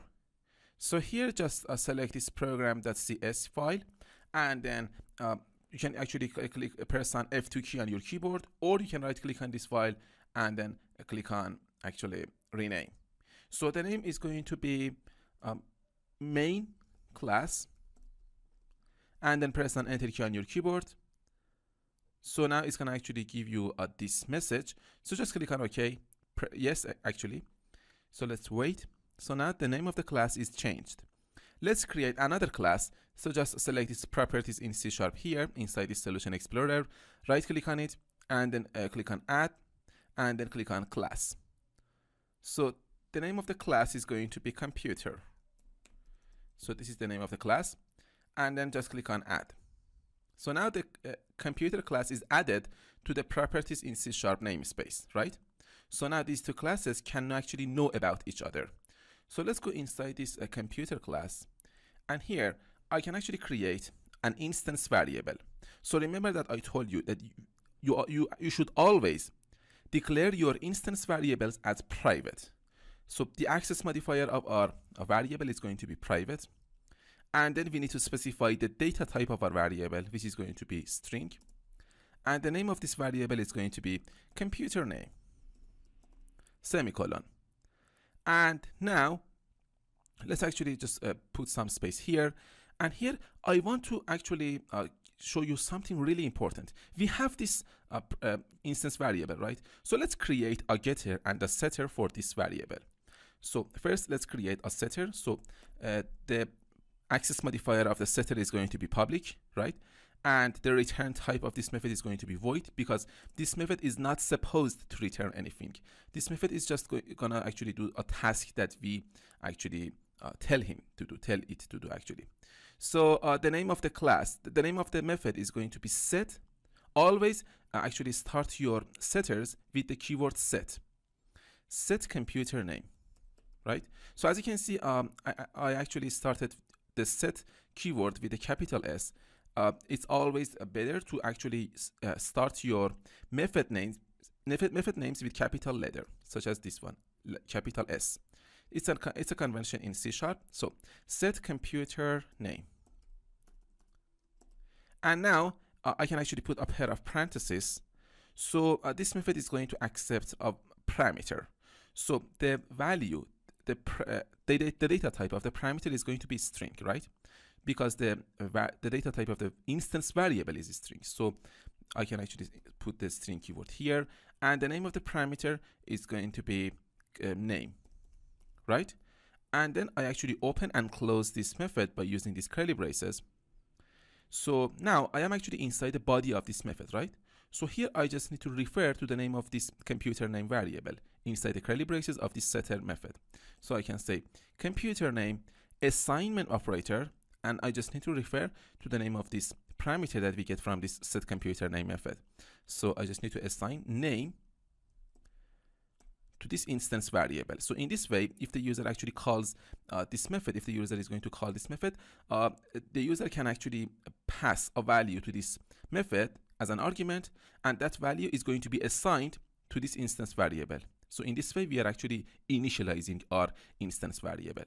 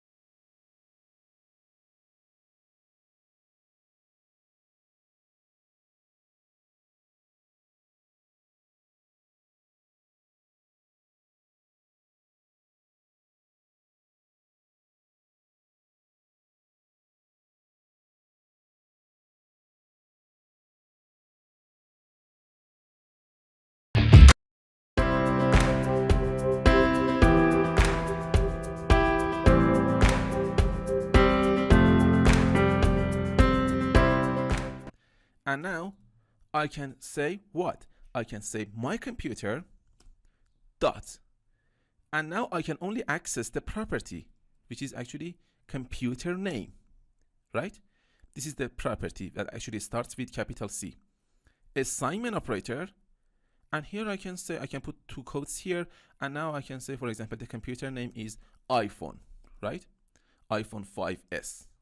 And then I put a semicolon at the end of my statement. And now I can print this value to the console. I can say console dot write line, and I put a pair of parentheses, and inside the parentheses I just need to refer to the name of this instance, my computer, and then I can say dot computer name, semicolon. So as you can see, in this way we are actually setting a value to this computer name, and in this way, by just using this dot notation, we are accessing the value of this property. So if I run my application now, just hold down the control key on your keyboard and then press on F5 key. So now in the console, it says iPhone 5S without using the setter method or the getter method. By just using this property computer name, in this way, we are actually setting a value to this property. And in this way, we are actually getting a value from this property. So these values are the values of the actually instance variable. So let me actually put a breakpoint here. Let me just here inside this left gray bar in line number 15, right? Just put this little circle here, this breakpoint. And now as you can see that this line of code is now highlighted, and this means that our application is going to stop in this line of code so that we can actually control the flow of the application, the flow of the program. So at the top, you can just click on this start. Let's wait a little bit here. So now it's going to go into the actually debugging mode. So if you don't have these autos open, you can actually at the top just click on debug, Windows, and then click on autos. So now let's actually look at this autos area. Here we have these args, we have this computer instance that is going to be created, and as you can see, the value is null. This means that this object is not yet created. It is about to be created. So let's actually create it by just click on this step over button at the top. And now this object is now created. This instance, my computer, is now created. And if I open it, you can see that we have actually created this my computer instance. But you can see that the computer name property and the computer name instance variable is null. You can see this value here is null. And here it is going to actually execute the line number 19. It's going to actually assign a value to this property computer name. So now let's step into the computer name property. So in order to step into the computer name property, we cannot actually just use this step into button here at the top. We are going to actually select this computer name property, right click on it, and here just hover over this option. It says step into specific, and now it's going to just only show you this option, properties in C#. So this is the namespace, and then it's going to access the computer class here. So now it's going to access the computer name dot set. So this is the name of our actually namespace, the computer class, and then it's going to access this property computer name, and it's going to access the setter, right? Why it's going to access the setter? Because we are assigning this value to this property. So this means that we want to access that set block, not that get block. Why? Because we are assigning this value to this property. So if I actually click on this computer name again, right click on it, and then just hover over this option, it says step into specific, and then click on this option here. Now it's going to guide you to this computer class, and now we can see that this set block is now highlighted here. These curly braces are now highlighted, and this means that it's about to execute this set block. So let's actually click on this step over in order to execute this this set block. And here you can see in the autos area at the bottom that the computer name instance variable is still null. And you can see this here that refers to an instance of type computer class. Let's actually open this here. So you can see that the computer name property is still null, and the computer name instance variable is still null. Look at this value, and it says, okay, the value is iPhone 5S. So remember what I told you about the value parameter that we get from this set block, from this set method? We get this value as a parameter from this set method. So now the value is iPhone 5s. So now it is about to execute this specific line of code here in line number 25, right? You can see that this arrow is actually pointing to this line of code here. If I actually click on this step over here at the top, now this line of code here is actually executed. So let's look at the autos area here. At the bottom, you can see that now the computer name instance variable is actually iPhone 5s. So look at this here. This computer name property is actually iPhone 5s. The computer name instance variable is iPhone 5s, and the value is iPhone 5s. So let's click on this step over here again in order to go back to the main class. And now let's click on this step over in order to actually execute this line of code here in order to output this value to the console. So now in the console, in the autos area, you can see that the value of the computer name property is iPhone 5s. So now it is about to execute the get block of this computer name property. So if I actually right click on this property and then just hover over this step into specific, and now we can see that it's gonna only show you this get block. It's gonna actually only allow you to be guided to this get block of the computer class of this property computer name. So properties in C# namespace computer class computer name.get. So let's click on it, and now as you can see, here the get block is actually highlighted. This curly braces of this get block is highlighted. So let's click on this step over here at the top in order to execute it. So now it's about to execute this line of code here. Let's click on it again, step over, and now it executed this line of code. In the autos area, we can see that still this value is actually the same, computer name iPhone 5s.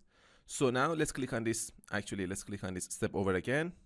And finally, let's click on it again in order to execute this line of code. And now it's done. Let me show you this console area. And now we can see this value, iPhone 5s. And here, finally, if I actually click on this step over again, it's gonna end executing this main method. And now it's back to editing mode.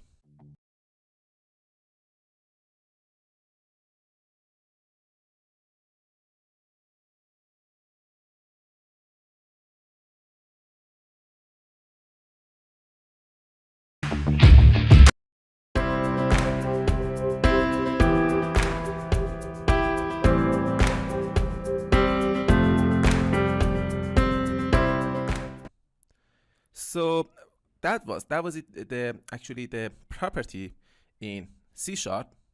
So now we can see that instead of using setter methods or getter methods, I just used this property, and I actually encapsulated this getter and this setter into this computer name property. So we can actually also create some more properties, some more instance variables, and we can create properties for those instance variables. So here, let's actually say private. So I'm going to create an instance variable here, private. And the data type of my instance variable this time is going to be integer. And now the name of my instance variable is going to be computer, for example, computer power. Or I can say power, semicolon, right?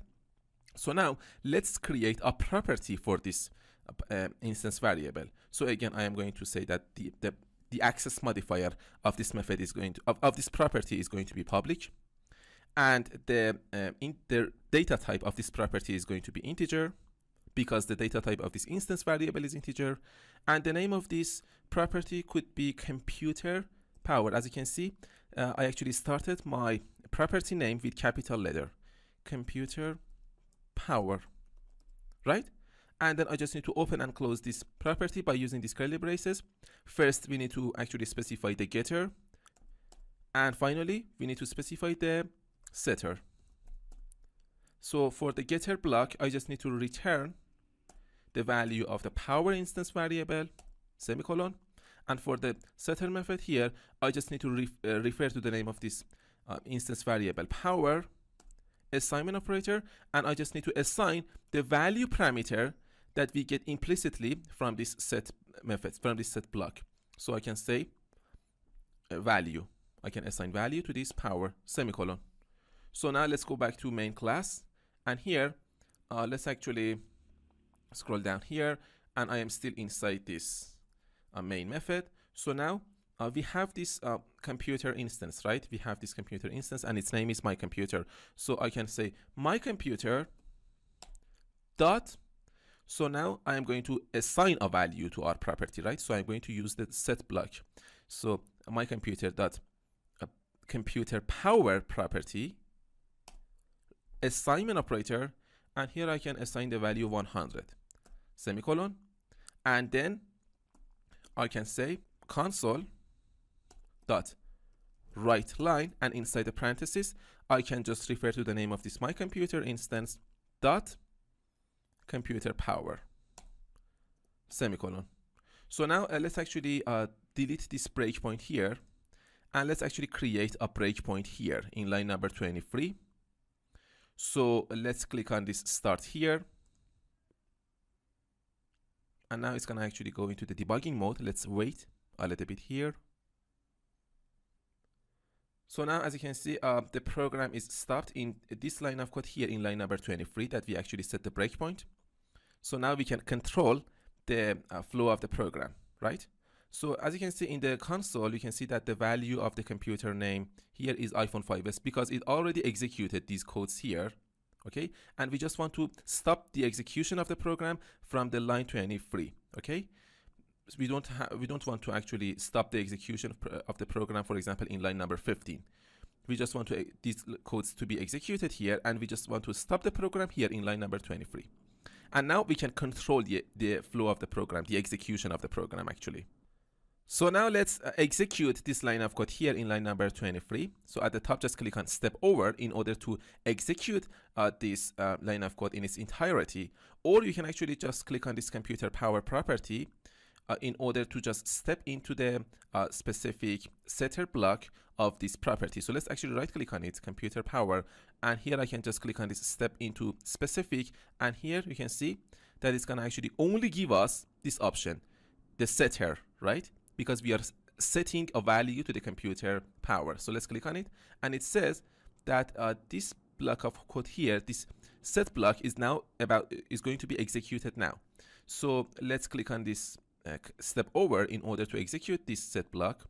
So now it's gonna read the value which we get from this set method as the parameter. So it is now 100, and it's about to actually assign that value to this power instance variable. So let's click on this step over in order to execute this code. So now that 100 is assigned to this power instance variable. So now in the autos area, you can see that the power value is now 100. And if you open this here, this refers to an instance of type computer.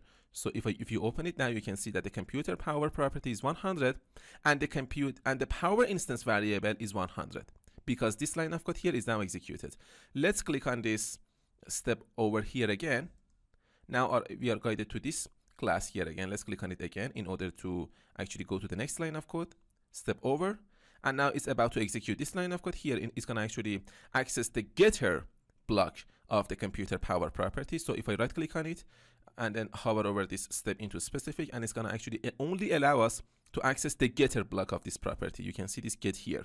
So just click on it here again, and now here you can see that now this getter is actually highlighted.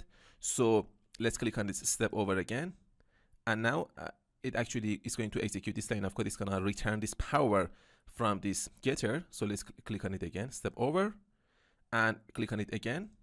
Finally, you can see that this method here is actually executed, the getter is executed, and in the console, you can see that it's not yet actually outputted to the console because we need to execute this number 25 in order to actually write the line to the console. So let's click on this step over again, and now this line of code is executed, and in the console, you can see this number here, 100. And here, let's click on this step over again in order to finish executing the main method. So our program is going to be actually closed. And now, as you can see, we are back to editing mode. So that was it. That was the properties that I wanted to actually show you. And you learned a lot in this lesson. So make sure to practice on these skills and create applications, create console-based applications in order to actually sharpen your skills in C#. Thank you very much for watching. And if you have any questions about the concepts that I taught you in this tutorial, please post a discussion in the course, and then I'll do my best to answer all of your questions. And I'll see you in the next tutorial.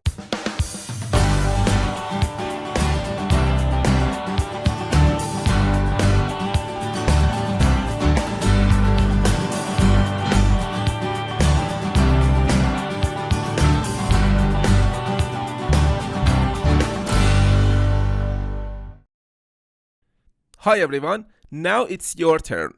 Create a console-based application, and then you are going to create some if statements in order to compare the value of two integer variables in different situations. Make sure to actually use these operators: the greater than operator, less than operator, greater than or equal operator, less than or equal, the equal operator, and the not equal operator. And then create a color class and create some instances of that color class, such as blue, red, purple, yellow, or other instances, and output the name of each color instance to the console by using the getter method and setter method in order to access the instance variables that you actually declare or create inside your color class. And make sure to declare your instance variables as private. So here when I say output the name of each color instance to the console, I mean that you actually must create an instance variable called name of type string inside your color class, so that you can actually use the getter method and the setter method in order to access or set a value to that instance variable. So you are already familiar with this concept. Thirdly, create breakpoints and control the execution of your program by using the debugging capabilities of Visual Studio. And finally, create some properties in your color class and use properties in order to set or get a value from your instance variables. So that's it. Make sure to actually do these exercises and share your codes with other students by posting a discussion in the course. If you have any questions about these concepts, please post a discussion in the course, and then I'll do my best to answer all of your questions. Thank you very much for watching, and I'll see you in the next tutorial. Hi everyone, in this video, I want to give you an overview of the concepts that I taught you in the previous tutorials. So far we have learned if statements in C#. We learned how to use if statements and why we actually use if statements so that we can actually compare two integer values together. Later I will be actually teaching you how to compare two string values together by using if statements in C#. We also learned about classes and objects. We also call objects instances too. We learned how to actually create a class, and we also know that a class is actually a blueprint that teaches us how to create objects or instances. We know that when we actually create an instance of a class, that instance type is going to be the type of that specific class. And we also learned about instance variables. We learned about getters and setters in order to set the value of our instance variables or get the value of our instance variables. And we also learned that we should actually declare our instance variables as private, and we should actually declare our getters and setters as public. And now we can actually differentiate between private and public. We know that what private means and what public means. We learned about debugging applications in C#, so we know how to actually debug our C# applications in Visual Studio. And finally, we learned about properties, so that in order to get or set a value to our actually instance variables, we use properties instead of getters or setters. So that's it. If you have any questions about these concepts, please post a discussion in the course, and then I'll do my best to answer all of your questions. Thank you very much for watching, and I'll see you in the next tutorial. Hi everyone.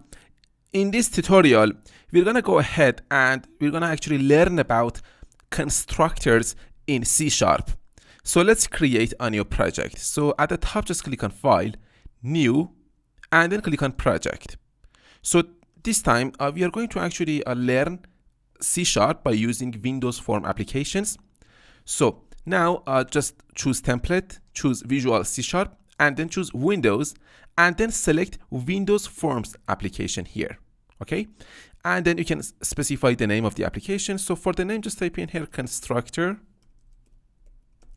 in C#. And here you can specify the location, the solution name, and create directory or for solution. Just click on OK. So let's wait a little bit here. So our Windows Form application is actually created. So first we need to actually have the toolbox here. So just click on this view here at the top, this top menu, and then here select toolbox here. Just click on it. So now we have the toolbox here. So first of all, I want to drag a label into this form. So let's actually search for the label here inside the search bar. So we have this label here. Just select it and just drag it here into the form and put it here. Let's drag another label here. And let's actually drag another label here. And now I want to drag a button. So here, just select this button, or you can actually search for button here. Just drag it and here, release it here, drop it here. So now let's actually close this toolbox because we don't need it anymore. And now let's select this label. Let's open the properties window now. Just at the top, click on view, and here at the bottom, here let's actually find the properties window. So normally the property is actually found here, but if you can't find the properties window here, you can actually right click inside this empty area and then just click on properties. So here is my properties. Let me actually just make it smaller a little bit. So now that we have our properties window adjusted, let's select this label 1 here inside this form 1, and now let's actually find the name attribute here. So this is actually like the ID. We can actually use this name attribute in order to interact with this label from our C# code. First of all, I want to actually increase the width and the height of this label, but I cannot do that.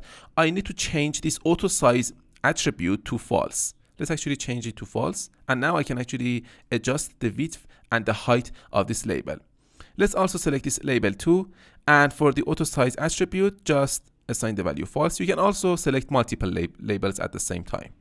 So let me actually, as you can see, if you want to, you can actually adjust the position of this label here inside this form. So look at these lines here that are actually helping me to actually position this label. And let's actually select this label, label 3. And for the auto size attribute, let's assign the value false and let's put it here. So now let's actually adjust the position of this button. So let's select this label 1. And for the name attribute, assign the value LBL first name. Right? And then press on enter key on your keyboard. Let's select this label 2. And for the name attribute, just type in here LBL last name. And then press on enter key on your keyboard. And select this button, and for the name attribute, just type in here btn result. Right? And then press on enter key on your keyboard. So now let's select this label 3. And for the name attribute, just type in here LBL result. And then press on enter key on your keyboard. And now let's select this label 1 here. And I want to actually change the text of this label. So here, let's find the text attribute. So let's scroll down here in order to find it. So this is the text attribute. And make sure to also select this icon that says alphabetical. So it's going to actually order these attributes alphabetically. Select this text attribute and just type in here first name. And then press on enter key on your keyboard. Let's select this label 2. And for the text attribute, just type in here last name. And then press on enter key on your keyboard. Select this button for the text attribute. Just type in here, show me the result.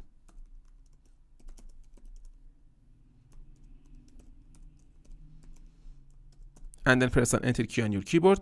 So as you can see, the text is not actually adjusted here. So let's increase the width of this button here a little bit so that we can actually see the entire text inside this button. And let's select this third label, this label 3. And for the text attribute, just type in here, result.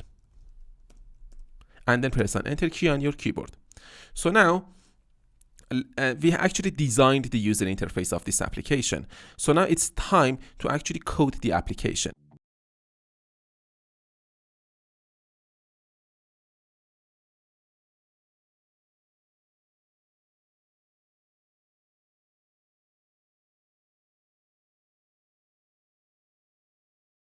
Okay everyone, now it's time to code the application. So first of all, let's close this properties window because we don't need it anymore. And at the top, just click on view, and here just click on Solution Explorer. So now that we have the Solution Explorer opened, so now we can see that we have these components. So inside this constructor in C#, which is going to be the namespace, we have the properties, references, form1.cs, which is our form here. You can see that here, form1.cs, design, right? And we have the form1.designer.cs, which are actually the auto-generated code by the Visual Studio. So you can see these codes here. For example, we have LBL first name, LBL last name, result, btn result. So these are the codes that are actually generated for us by the Visual Studio. We don't have to actually worry about these codes. And now we have also this form1, right? And you can see also these codes here. But let's actually close this form1.cs. We don't have to worry about this because we have this form1.cs design tab here, and we can actually design it here whenever we want to. And we have this program.cs, right? Let's open this program.cs. And now you can see that you are already familiar with this program.cs because this class program actually contains the main method, the starting point of our application. So let's actually take a look at our method, these codes here. So inside this main method, you can see it says application that enable visual styles. So it's going to actually set up the initial look of our form application. And then as you can see, it says application that set compatible text rendering default false, and application.run new form1. So you don't have to worry about these codes. I'll talk more about them later, but just notice that these codes are actually necessary if you want to actually run your application. So now let's actually look at this class, but because we have this program and we have this main method, we don't have to work with this main method anymore. This main method is going to actually just set up the initial look of our application, and it's gonna just run the form application for us. Now we don't want to actually use this class anymore. Let's actually close it so we can actually see this tab here, program.cs. Just click on this little X here to close it. And here we have this form1.cs, right? Open this form1.cs, and as you can see, we have this form1, right? So just inside this form1.designer.cs, we have this form1. We don't want to actually work with this one. We want to work with this form1 here inside this form1.cs. If you actually click on it, you can see that we have a class here inside this namespace constructor in C#. We have a class called form1 that is inheriting from the form class. So I'll talk more about inheritance later. Don't worry about that. And just know that the name of our class is form1. And inside this form1, we have this actually constructor. I'll talk more about constructors. Actually, the concept that I'm going to teach you in this tutorial is about constructors. So this is called the constructor, right? Inside this constructor, we have this method calling initialize component. So you don't have to worry about this initialize component. I'll talk more about that later. For now, just know that it's going to actually initialize the components for us. And now you can see that it says partial class. What is this partial? This means that our class is actually splitted. Our class is actually splitted over different sections, and all those sections are going to combine together when the compiler is going to compile the whole class. Don't worry about this partial here. You'll learn more about this later. For now, just know that we have a class called form1, and that's it. And inside this class, we have this constructor. So don't worry about this constructor. Let's go inside the curly braces of this constructor, and let's see what we can do here, right? And remember that we actually specified names for our user interface components inside this form1.cs. So you can actually click on this tab here, or you can just click on this form1.cs here, right? Just double click on it in order to open the designer tab, the designer view actually. And if you click on this first name, and let's open the actually properties window. I just need to right click here and then click on properties. So if you click on this first name, you can see that for the name, we assign the value LBL first name, right? Let me close it again. Let's go to the form1. So open this form1.cs and click on form1. We have these C# codes. What does this mean? This means that this form1.cs, this form, is actually controlled by this form1 class, right? By this form1 class. This is called MVC design pattern, model view controller. I'll talk more about this design pattern later, but for now, just know that this design tab, this view is actually controlled by this form1 class, right? So whatever we put here is going to be actually reflected in this form1 view. So let's go into this form1.cs, and inside this constructor here, form1, I can actually put some lines of code here. So I can actually refer to the labels or the buttons that I have inside that view. So for example, inside this form1.cs, we have this first name label. So let's go to this code that is actually controlling this design, this view actually. I can just say LBL, make sure that you are actually inside this constructor form1, right? I can say LBL first name, right? Dot, I can say text, so I can access the text attribute, the text property of the LBL first name. Look at this description. It says string label the text gets set. We can get the value of the text or set the value of the text. This is a property that is actually predefined for us by the engineers of a .NET framework, and we can actually get or set the text associated with this control, with this label. So I can actually say LBL first name dot text assignment operator, and I put two quotes here. So because the data type of this property is actually string, I need to assign a value of type string to this property text. So here I can assign my first name, Morteza, right? Semicolon. Now let's run our application. At the top menu, just click on this start. Let's wait a little bit here. And now we can see that our application is actually running, and this is our form1.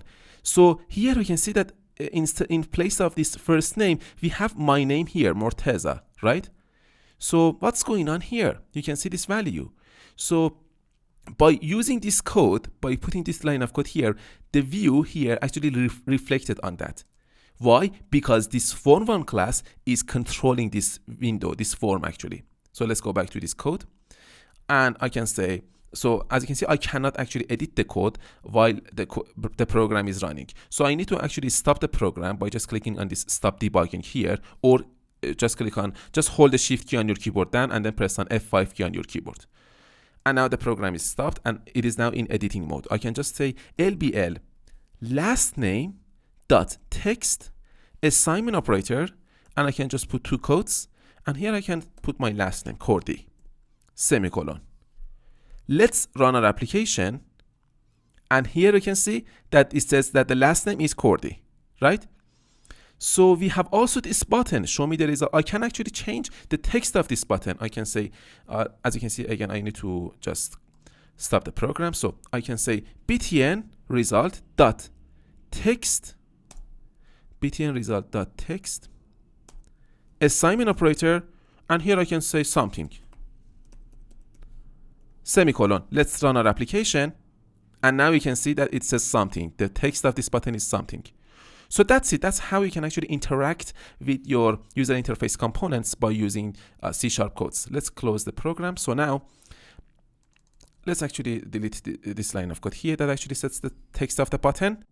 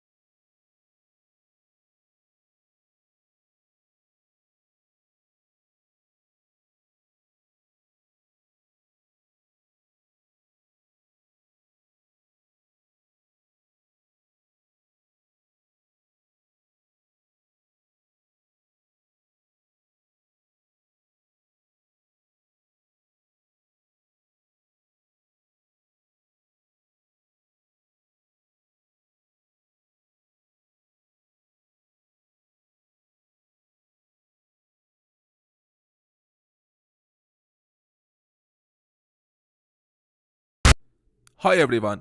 So now it's your turn.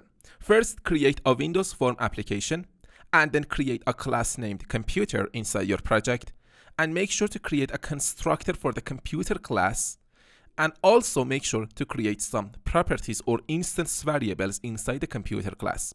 And finally, create some objects of type computer inside the program class. Make sure to make your application a visual application. Okay, I want you to create a Windows application that is going to show to the user some values, some properties, some actually specific features of the computer instances that you create inside the program class.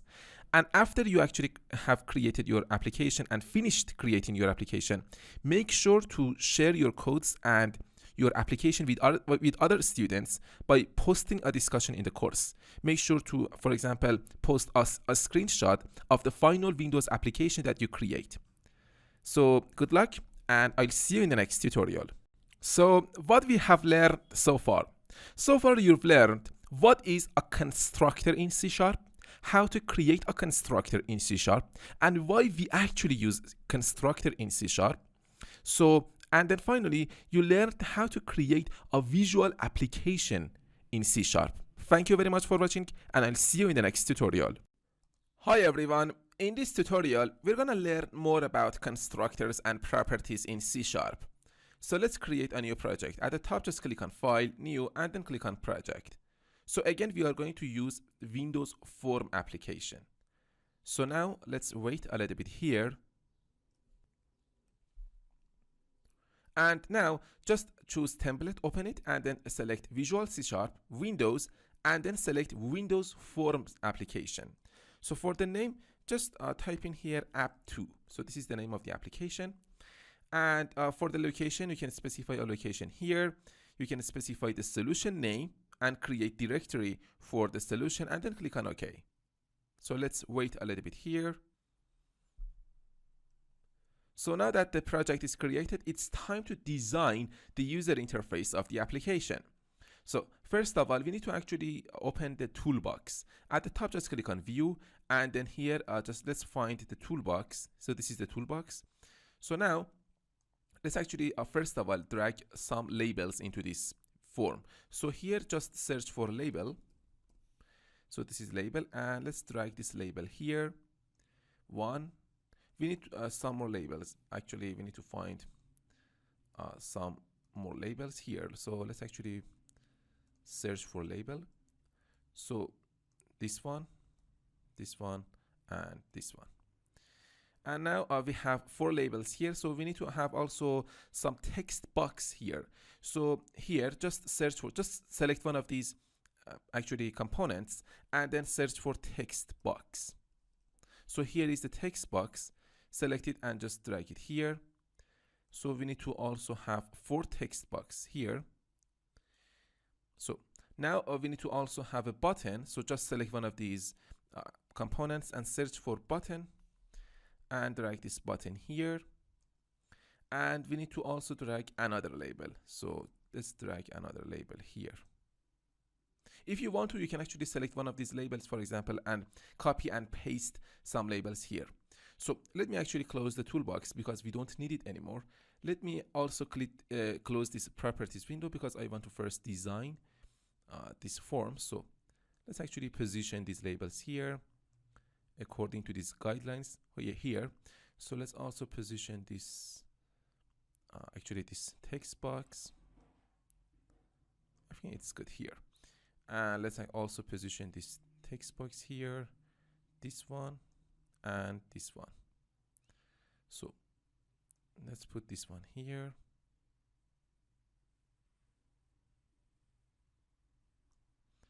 And this one here, here, and here.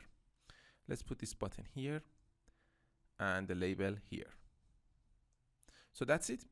And now let's actually open the properties window. So just right click inside this empty area and then click on properties. Or you can just click on view at the top, and you can actually find the properties window here. If you can't find it here, you can just right click here and then click on properties. So now let's select this label And let's actually search for the name attribute. So for the name attribute, which is going to be the ID of this label, so we don't have to change the name attribute of this label because we don't want to interact with this label from our C# codes. So let's find the text attribute of this label. So this is the text attribute. So the text is going to be name, colon, and then press an enter key on your keyboard.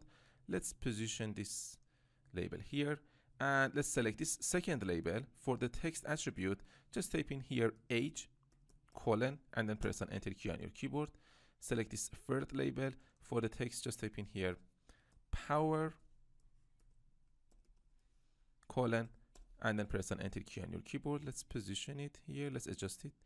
And let's select this label, label 4. And for the text, let's just type in here speed, colon, and then press an enter key on your keyboard. So now let's adjust it here. So I think that's good here. So now we have this button. Let's select this button here. And for the text attribute, just type in here, show me the result. And then press an enter key on your keyboard. So let's increase the width of this button here a little bit so that we can actually see the entire text that is inside of this button. Let's select this label here. And now let's for the text attribute, let's assign the empty value. So just delete this label 5 and then press an enter key on your keyboard. So now let's actually assign an ID or a name to these components. So for these components that we do not want to actually interact with from our C# code, we don't have to specify a name attribute for these ones. But for this text box, for these text boxes here, for example, this one, we need to specify a name attribute, an ID actually, so that we can interact with this from our C# code. So select this text box, and then here for the name attribute, just type in here txt box name, right? And then press an enter key on your keyboard. Select this text box here. For the name attribute, just type in here txt box age, and then press an enter key on your keyboard. Select this text box, and for the name attribute, just type in here txt box power, and select this text box. For the name attribute, just type in here txt box speed, and then press an enter key on your keyboard and select this button here. So for the name attribute, just type in here btn show result. So we don't have to specify actually a name or an ID for this button also. Why? Because we do not want to, for example, change the look and the feel of this button. We do not want to actually, for example, change the background color of this button in order to show to the user. So we don't have to do that, actually create a name attribute for this button if you don't want to actually change the look of this button.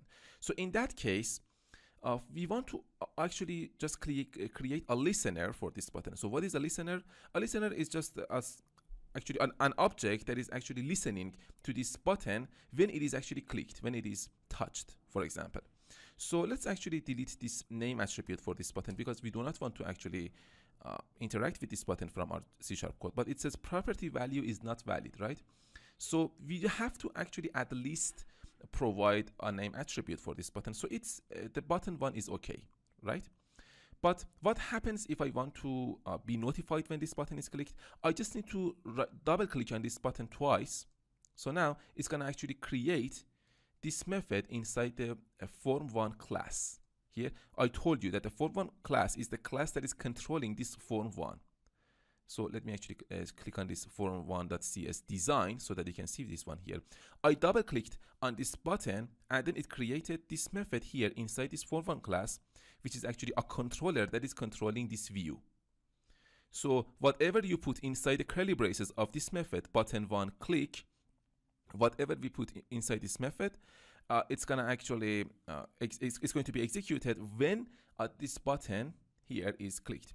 So look at the name of this method. It says button1 click, right? So where this button1 comes from? This button1 comes from the name attribute of this button. So let's open the properties again, and here I can change the name attribute of this button. So let's change this name attribute to btn show result, right? And then press on enter key on your keyboard.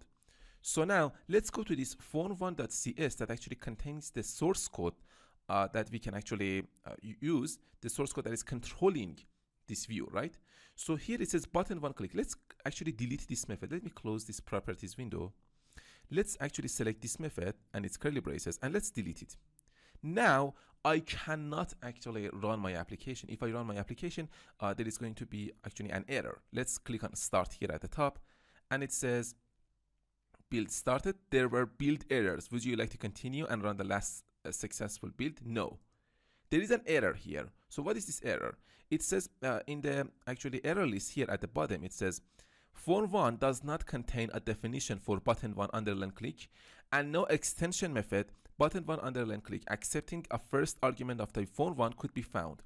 So this means that we actually deleted this method, right? But when we double clicked on this, as you can see, I cannot also see this design area. It says to prevent possible data loss before loading the designer, the following errors must be resolved, right? So it says that we have an error, right? It says instance of this error. app2 phone1.designer.cs line 115 column 1. So let's open the Solution Explorer. At the top, just click on View and then click on Solution Explorer. So I told you that we have the phone1.cs, which is going to show us the design, and we have the phone1.cs that we have phone1.designer.cs, which contains the source code of the user interface components that we have inside the form, right? So let me actually close this Solution Explorer. I opened this phone1.designer.cs, right? Look at this source code here. We have all these labels, all these text boxes, button and label, right? But we have another thing here. So what is this one? Let's actually go to phone1.cs design. Here we have this error, right? Let's click on this line up to phone1.designer.cs line 115. So now, as you can see, this is the cause of the error. We deleted that method inside our phone1 class, right? But this line of code is actually generated when you create a listener or when you want to actually be notified when the button is clicked. This line of code here is going to be generated for you, and it's not going to be deleted automatically. You have to delete it yourself. So this is the cause of the error. As you can see, the red line here is actually pointing to this button one click. So let's actually select this line of code and then delete it. Now the error is going to be solved. And if I actually go to phone1.cs, now I can see the design area. And now let's double click on this button again. And it says btn show result underline click. So this time we have btn show result, and this is the same as the name attribute that we specified for this button, right? So that's it. So let's actually select this other label that we have here. So now let's find the other label here. So how do I know there is another label here? If I actually click on this view at the top and then Solution Explorer, you can see that inside this phone1.cs we have this phone1, and if you open it at the bottom we have this label 5. So let's go to this phone1.cs, and if I actually just drag here this and actually create a rectangle here, you can see that we have another label here, right? If I create this rectangle here, right, you can see this another label, and we have this label here. And then let's select this label. Let's open the properties window. So for the text attribute here, for this name attribute, actually, I can just type in here LBL result, because I want to actually interact with this label from our C# code. So as you can see here, it's showing us a weird error, right? It says property value is not valid. So we need to actually solve this problem. Let's actually close this message here. At the top, just click on build and then click on clean solution, okay? So just click, or it's better to click on this clean app 2. It's gonna actually clean the entire project for us. So let's wait a little bit here. And now let's actually select this label here again. Let me select it again, and let's find the name attribute and let's assign this value LBL result. Let's see if this solved or not. And as you can see, again, it's showing us an error. So let's go back to phone1.cs Let's actually close this Solution Explorer and this Properties window. Let's save the changes here, and it says an error was encountered during the code generation. So when I actually tried to save this file by holding the Control key on my keyboard down and then press an S key on my keyboard, it's showing us this error, and it says the changes you have made in the designer have not been committed to the source code. It is recommended that you actually close and reopen the source file. So let's actually close this source file here and also this one. So let's click on this yes, save the changes, and let's click on OK. So let's close it again. So now everything is fine. So let's also close this form1.designer.cs. So let's open it again. So just at the top, click on View, open, click on this Solution Explorer, and now let's click on this form1.cs, and it says that there is an error, right? If I actually click on this app2 form1.designer here, it says that we have an error, and it says that the error is related to this line of code here. So let's actually go to this form1.design.cs, and if I let's open the Solution Explorer. Let's go to this file. Let's go to the source code of this form1.designer, the class that is controlling this form1.designer, form1.cs. So now I just need to click on this form1 here, and this is the source code that is controlling that form1. And as you can see, we have no method that is related to that btn show result method, right? This method, this line of code here, is actually not put inside this class. So this line of code is the source of the error. Let's delete this line of code. Let's go back to form1.cs, and everything is fine here. Let's go back to form1.cs design, and now the error should be solved. So let's click on this line again, and it says that this line of code is also actually causing the error. So let's delete this line of code here. Let's go back to form1.cs and form1.cs design, and now I can see the design area. So now let me just right click inside this empty area and then click on Properties. So here, let me actually close this. Let me make this area window a little bit small. So now let's select this label that we have here, and let's assign the value LBL result for the ID of this label, and then press an Enter key on your keyboard, and now the ID, the name, is set for this label. And if I select this text box, as you can see here, we have this txt box name, so everything is saved. Txt box age, txt box power, txt box speed. We have this button btn show result, and we have this label here. If I select it here in this way, I need to actually create this. I need to drag this rectangle here in order to select this label, because there is no text inside this label. So I actually select this label, and then you can see this LBL result. So now the design of the user interface of this application is finished. Now it's time to code the application. So in the next tutorial, we're gonna continue building this application. Thank you very much for watching, and if you have any questions, please post a discussion in the comments, and then I do my best to answer all of your questions.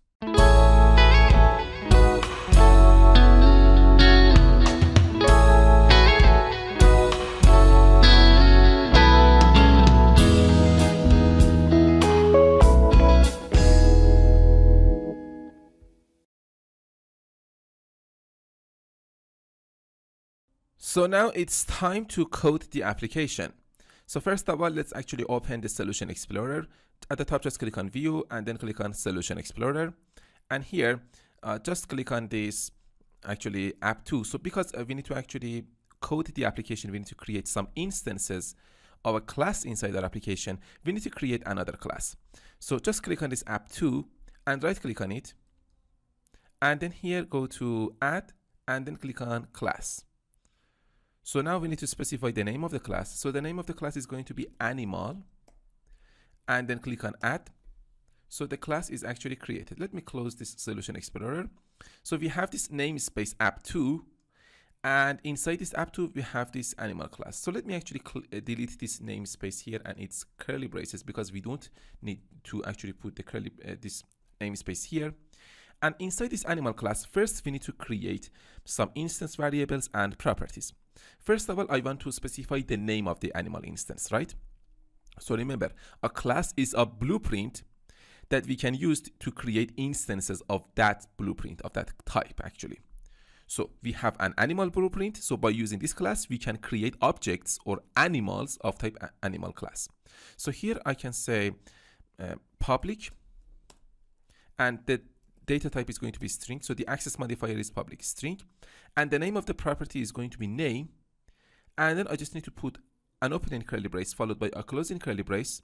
So I need to specify the accessors. The first accessor is going to be get, and the second accessor is going to be set. So the client of this class can actually get the value of this name property and set the value, set a value to this property. So remember, this is actually called auto-implemented property. This means that a hidden instance variable is going to be created for this property automatically.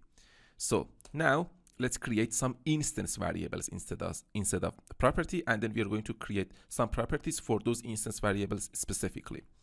So now remember that you should always declare your instance variables as private. So private int, and the name of the instance variable is going to be age. Look at the syntax, look at the name here. It actually started with the lowercase letter, but the name of the property starts with a capital letter. This is very important. So age, and then semicolon. I don't want to initialize this variable, so the default value for our instance variables for the integer values is going to be 0. And let's create another instance variable, private, and this time the data type of my instance variable is going to be decimal.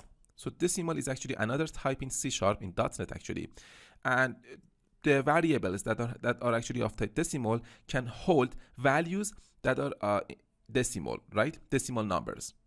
So now I can specify the name. So the name is going to be power, semicolon, private, again decimal,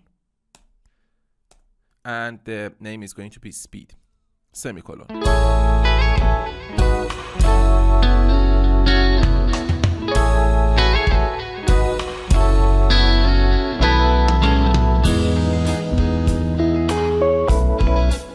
Now it's time to create a constructor for this animal class. So remember, the access modifier of your constructors always should be public so that other classes can actually use this constructor. So the name of your constructor must be the same as the name of the class animal, and you can specify some parameters for this constructor inside the parentheses, and then you just need to open and close this constructor by using these curly braces. An opening curly brace followed by a closing curly brace. Inside the parentheses of this constructor, I want to specify some parameters. So the first parameter is going to be for this name property, for this name actually instance variable. So here I can say string, so the data type of the first parameter is going to be string, and the name of the parameter is going to be name value, right? Comma. So as you can see, notice that I am actually using a name for the parameter that is not the same as the name of my properties or instance variables. I'll talk more about this later, but for now just choose a name that is not the same as the name of your instance variables or properties. And here for the second parameter, I want to actually provide a parameter for this age instance variable. So it is going to be age value, comma, and its data type is going to be integer. So now I want to specify the third parameter, which is going to be of type decimal, and the name is going to be power value, comma, and the fourth parameter is going to be actually again of type decimal, and the name is going to be speed value. So now let's go inside the curly braces of this constructor and let's implement this constructor. So now I can actually refer to the name of this property. So here I can say name, assignment operator, and I can assign this name value to this property. Name value, semicolon. So I get this name value as the argument, and we assign it this name. We assign this name value to this name property, right? So this constructor is going to be called whenever that the user wants to create an object or an instance of type animal. So the user must provide some values for these parameters. For example, the first argument is going to be name value. If the user pass a name value, which the user must actually provide a value for the name, that value is going to be assigned to this name property. And then here, don't worry about it if you don't understand it. When we actually use this class, when we use this constructor, it will make sense completely. For now, just type the codes as I do here. And now I just need to refer to the name of this h instance variable. So h assignment operator, and I want to assign this h value as the argument, right? We get this h value as the argument from this constructor, and we assign it to this h instance variable. So h value, semicolon, and we have this power assignment operator, and we assign power value to this power, semicolon, and finally we have the speed assignment operator, and we assign the speed value to this speed variable, instance variable actually. So we actually implemented our constructor. So now it's time to provide actually some getters and setters for these instance variables. So the best way to provide a getter or a setter for these instance variables is to actually create a property for these instance variables. So that's enough for this tutorial. In the next tutorial, we're going to actually create, we're going to add those functionalities to this class. So thank you very much for watching. And if you have any questions, please post a discussion in the course, and then I do my best to answer all of your questions.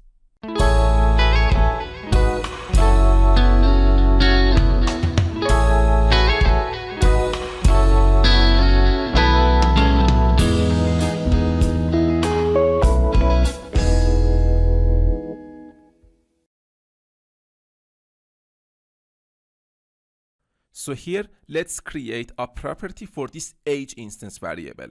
So now I am actually inside the curly braces of this class, right, of this animal class. So here I can say public. Remember, your properties should be always public so that other classes can use your property.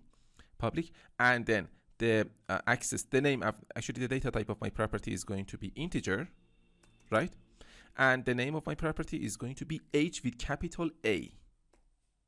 And then I just need to open and close this property by using these curly braces. So let's specify that this property can have a getter. So just type in here get, and then open and close this getter by using these curly braces, and then return the value of the age instance variable, semicolon. And this property age is going to have a setter also. So set, and then open and close this setter by using these curly braces. And here, we are going to actually specify that this setter is actually a private setter. What does that mean? That means that the user cannot actually access this age property and directly assign a value to this age property, which is going to be assigned to the age instance variable. So we can also declare these setters or getters that we have inside this property as private. So private set, right? And inside the curly braces of this setter here, I can say actually age assignment operator value, right? Semicolon. But let's actually change this implementation. Let's actually delete this line of code. And here I can create an if statement, and I can put a pair of brackets, a pair of parentheses actually. Inside the parentheses, I can say value. So the value is the value that is assigned, that is going to be assigned to this property, right?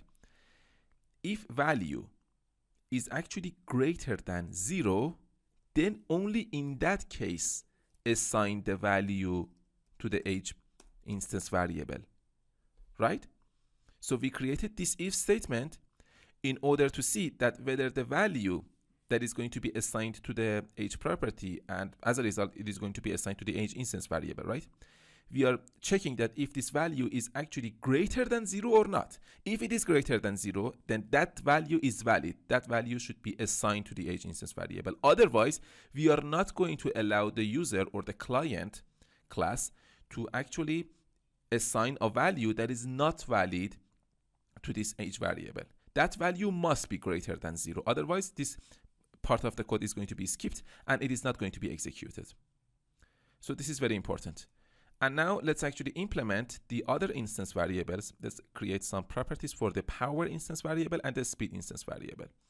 So now, after the ending curly brace of this age property, if I actually click on this ending curly brace of this age property, you can see that it says that it is actually the body of this age property. So after this ending curly brace, I can create properties for the power and speed instance variables.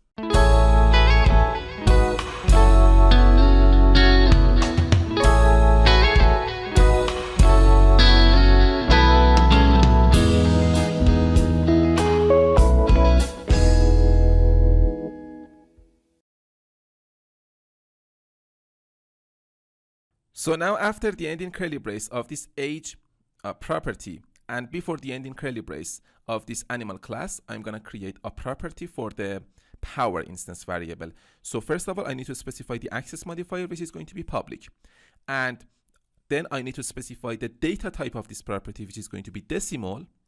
And then I need to specify the name of the property, which is going to be started by using a capital letter or an uppercase letter. So it is going to be power with an uppercase letter, P. And then I need to open and close this property by using these curly braces. So now I need to specify that this power property is going to have a getter, right?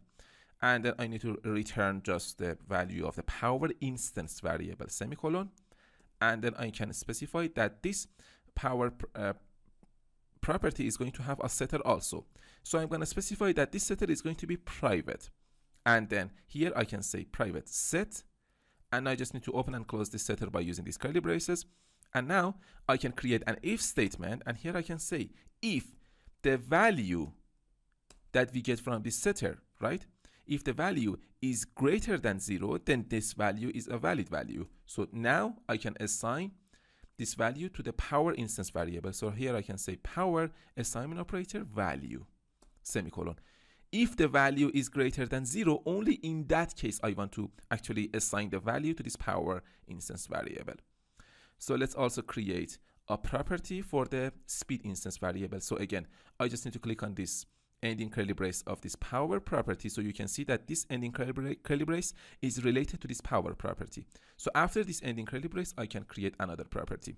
So here again, I need to specify the access modifier, and the data type is going to be decimal, and the name is going to be speed property. And I just need to open and close this property by using these curly braces. And inside the curly braces, first I can say get, and inside the getter, I can return the speed instance variable, semicolon. And then I can create a setter, actually a private setter for this speed instance variable. And then I just need to open and close this setter by using these curly braces. And here I can create an if statement. So inside the parentheses of this if statement, I can say if the value that we get from this setter is greater than 0, then only in that case, this value is a valid value. And I can assign this value to the speed instance variable, speed assignment operator value, semicolon. That's it. So we actually implemented our animal class. So let's go to our form.cs class inside the form class. And then let's actually implement this class. Let's put some lines of code here. But now I want to show you something very important. Let's actually open our Solution Explorer. So view, and then click on Solution Explorer. And then here we have this animal class, right? But we have also this program class that contains the main method, the starting point of our application. So I already talked about this method, and I told you that this method is going to actually start the application for us. It's going to actually set the visual style and everything for actually starting our Windows form application. But look at this line of code here in line number 19. It says application.run new form 1, right? So when it says application.run, it's going to actually run the application for us if you actually click on this start.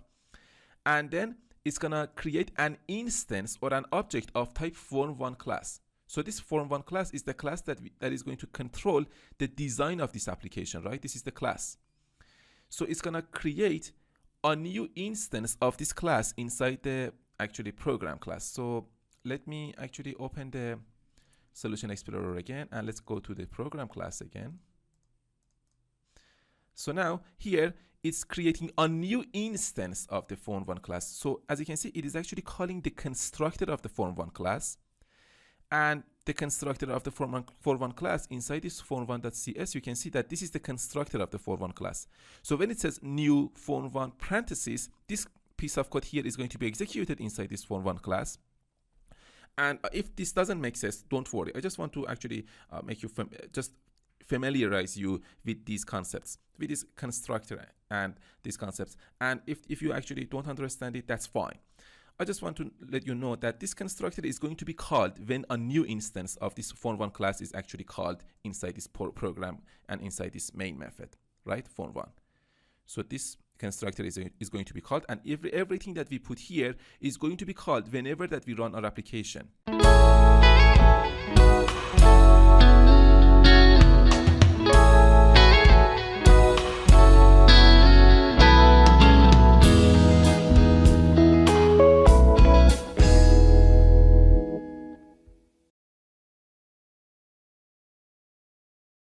Okay, now let's click on this form1.cs design. Now I want to create a listener for this button. So what is a listener? A listener is an object that is going to be actually notified when the user actually clicks on this button, right? So in order to create a listener for this button, you just need to select this button and just double click on this button here. And now, as you can see, it actually created this method inside this form1.cs class here. And this method here is going to be executed whenever that the user actually clicks on that button. So look at this. So look at the name of this method, btn show result underline click. This method actually has two parameters. The first one is the sender, which is of type object, and the second one is actually event args here. For now, let me actually explain to you what is this sender. This sender is the component or the object that is going to trigger the action, right? So which component is going to trigger the action? This button. Let's go to form1.cs. Whenever the user actually clicks on this button is going to trigger the action. So this button is called the sender. So let's go back to form1.cs class. So that's why we have this parameter here, this argument actually. So now let's go inside the method here. And now I'm gonna create an object of type animal here. So in order to create an object here, I just need to type in here animal. This is the type of this object, and then I need to specify the name of this animal, right? So the name is going to be lion. I want to create an instance of type animal. So new animal. And now I just need to put a pair of parentheses. So now you can see that we are going to call the constructor of this animal class. So the constructor, the custom constructor that we created inside this animal class is this one. A constructor that needs some parameters, some arguments actually. Name value, age value, power value, and speed value. So for the first argument, we need to pass a value of type string, which is going to be the name value. So just put two quotes here. And for the name, I just need to type in here lion. This is the name of the animal, right? Comma. And the second argument here is going to be age value of type integer. So I can say 25, comma, this is the age. And the third argument is going to be power value. For example, I can say 2000, this is the power, comma. And for the fourth argument, which is going to be the final argument, this is actually of type decimal. So I can actually pass, for example, number 3000.56. This power value is also of type decimal, so I passed an integer value. It's gonna actually convert it to a decimal value here. Don't worry about this one. But here we passed a decimal value, right? 3000.56. And it's showing us an error. And if I hover over this error, it says represents a double precision floating point number. Argument 4 cannot convert from double to decimal. So if you actually don't put any for example, identifier here in order to specify whether your value is a decimal or not, it's gonna assume that your value is actually of type double. But look at the data type of these arguments. This is actually of type decimal, right? And we passed a decimal value here. But in order to let the compiler know that we are 100% sure that this is going to be of type decimal, we need to put the letter M here at the end of our value, in order to specify that this is actually of type decimal, and we are not allowed to actually convert this value to other floating point numbers, for example, float double. But this here, for this one, we passed an integer value. It's gonna actually convert it for us to a decimal value. Don't worry about this one. But for this one, we need to actually explicitly specify that this is a decimal value by putting M at the end of the value. And then here, at the end of your statement, just put a semicolon. So our lion object is created with the name lion, age 25, power 2000, and the speed is 3000.56. So now, as you can see, these are the values that we actually passed here. So let's actually refer to the name of our LBL result.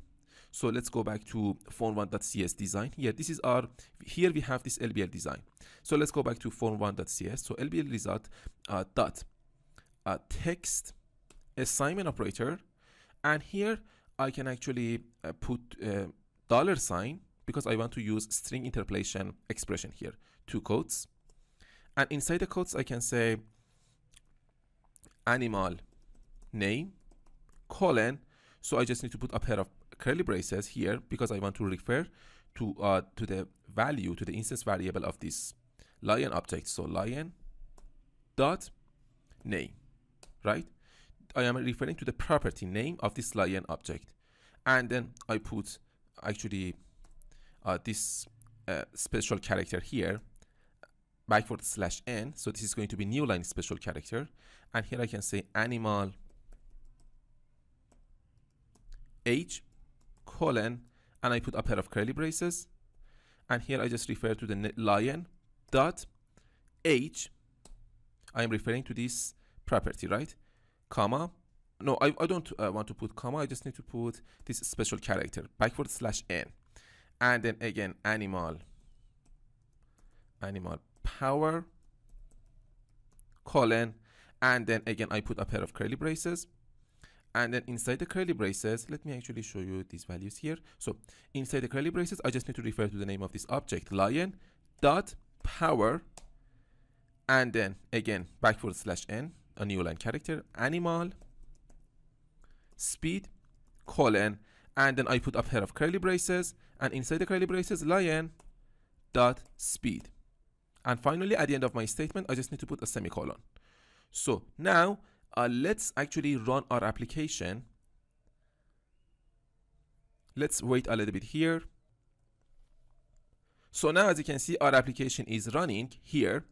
And for these text boxes, I didn't actually put any logic inside our code. So don't worry about these text boxes here.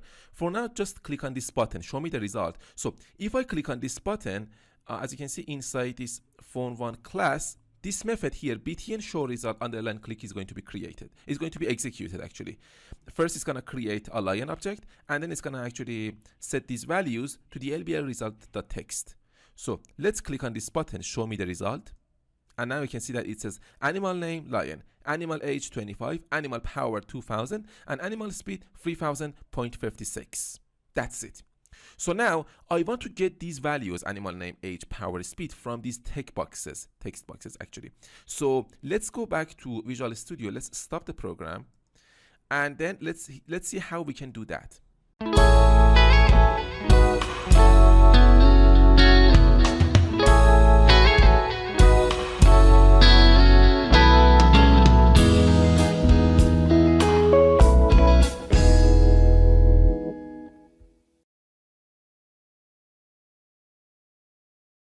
So now I want to get these values from our text boxes. So for the first value, you can see that we have this lion. So instead of hard coding this value, I can actually delete this value here, this lion. And here I can just type in txt box name dot text. So let me actually put it here. So text. So if I hover over this text here, it says that the data type of this text is actually string. So this means that it is okay to put this value here because the first argument is going to be of type string here, the name. But what happens with this one, 25, which is going to be the age of the animal? This is of type integer. So here I can type in txt box age dot text. But this is of type string, and we must actually pass a value of type integer. So here we must actually convert this value to an integer value. So int dot parse, and then this parse method is going to convert this value that we pass as an argument to this method, to this parse method. It's going to convert it to an integer value. So now the problem is solved. So let's look at these other arguments. So this one, which is going to be the animal power. So again, I can just type in txt box power dot text, and now I can convert this one to actually to a decimal value. This is of type decimal, right? So I can't just type in integer. I need to type in decimal dot parse. So this method is going to convert this string value that we pass here to a decimal value, right? So this parse method is actually defined for all these primitive data types. And finally, we have this animal speed. So let's delete this value and just type in here txt box speed dot text, and now we just need to convert this value to actually to a decimal value. So decimal dot parse, and let's actually pass this string value to this parse method, so it's gonna convert this value to a decimal value. And now we have no errors here. So this method lbl result.text is gonna actually get the animal name, age, power, and speed. So let's run our application now. And now we need to actually just enter some values here, and then we can actually click on this button in order to see the results here. So here, let me tell you that we must actually, for this application, we must pass some values here. Otherwise, our application is going to crash. It's going to actually create an exception. I'll talk more about exception handling later. But for this application, we assume that the user enters some valid values here. So for the name, I can actually say tiger, right? This is the name of the animal. For the age, I can say 30. For the power, I can say 7,000. For the speed, I can say 3,000, right? And now let's click on this button, show me the result. And now you can see these values: tiger, animal name, tiger, animal age 30, animal power 7,000, and animal speed 3,000. That's it, right? So I can actually change this power to, for example, a decimal value. For example, this one. Let's click on this button again, and now we can see that this value is changed. Or this one, for example. Let's click on this button again, and here we can see this value is changed. So that's it. And now let's actually go into the debugging mode. So let's close this program, and let's close this output window. Now I want to create a breakpoint here in line number 24 when I actually created this lion object. So here inside this left sidebar, this gray area, just click on it here in order to create a breakpoint, and you can see that this line of code is actually highlighted. And this means that the breakpoint is going to start from this line of code, and the execution of the program is going to actually stop here, and then we can control the execution, the flow of the program. So here, in order to debug, at the top menu, just click on debug, and then here click on start debugging, or you can actually click on F5 on your keyboard. Start debugging. So now let's pass some values. So for the name, I can say, for example, the name of my animal is going to be leopard, right? And the age is going to be, for example, 12. The power is going to be 3,000, and the speed is going to be 6,000, right? Now, if I click on this button, the program is going to be stopped in this line of code here in line number 24. So let's click on this here, and now, as you can see, the program stopped. The program is about to actually execute this line of code here. Make sure that you have this autos area open. Let's close this properties view here. Now inside this autos area, you can see all these values here, txt box age. You can see that for example, for the txt box age, we pass this value number 12. And all these values, let's actually click on this one, step into, right? Let's click on this step into. And now it's going to actually go ahead and execute this constructor. Remember that I told you, whenever that we are going to create an object of any type, the constructor of that type is going to be actually called. So now it's going to actually execute this constructor of this animal class. Let's click on this step over in order to go and execute this constructor in its entirety. And now it's about to execute this line of code here in line number 20. It's going to assign this name value that we get as a parameter from this method. It's going to assign this value to this name property. So now if I actually click on this, right click on this name property here, and then just click on step into specific, and it's going to actually only give us this option, animal.name.set. So this means that it is going to call the setter method of this animal, of this name property of this animal class, right? Because we are setting a value to this name property. So let's right click on it again, step into a specific, animal name.set. If I click on it, it is going to actually highlight this setter, right? That's it. And now if I actually click on this step over, it's going to go back to this constructor again. Let's click on step over again in order to execute this line of code in its entirety. And now this line of code is executed, and inside this autos area, you can see that this name value is leopard, right? And if I actually open this here, so remember I told you this refers to an instance of type animal, right? So let's actually open this here, and here it says that the name property is leopard here.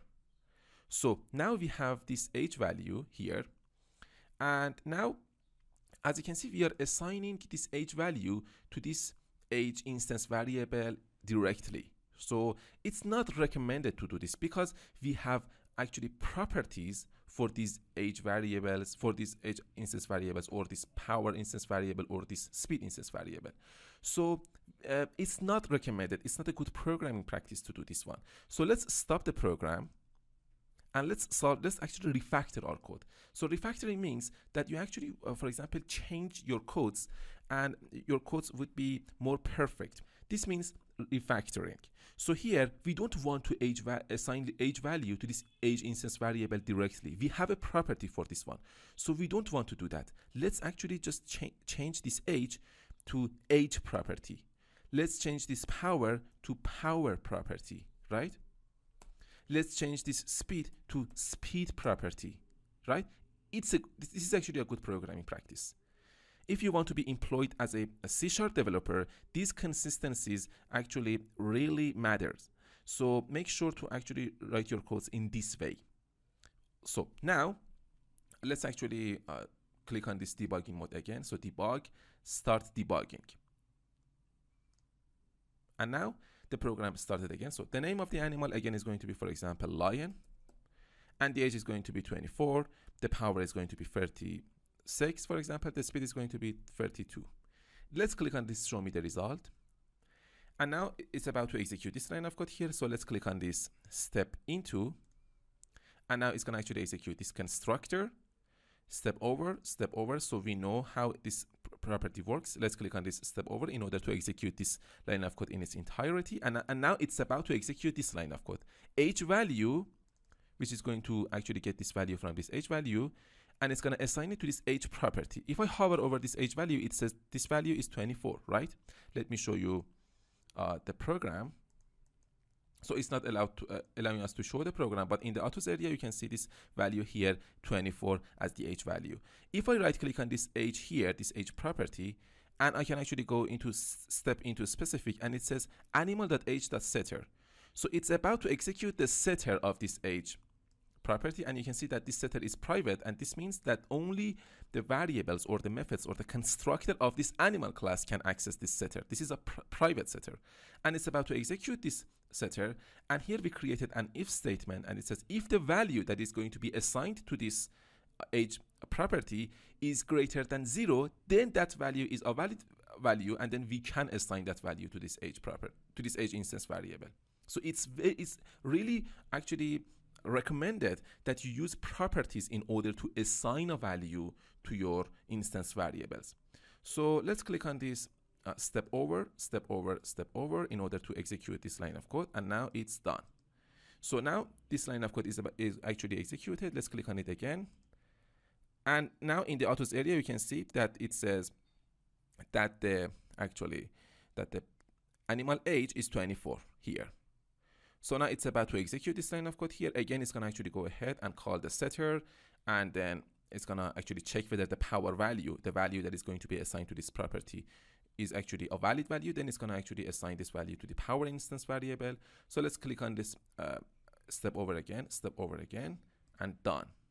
This object is created with the values that you can see here, right? And then we can actually click on this one here, step over, in order to execute this line of code here, lbl result.text. Let's click on it again, step over. So now in the autos area, you can see that it says lbl result here, and you can see that the animal name here, animal age, and animal power, and all these other values here, right? So that's it. But let's actually go back to our Visual Studio. Let's stop the program. And now I want to actually again debug the application, but this time I want to pass some invalid values to our text boxes, and let's see what happens now.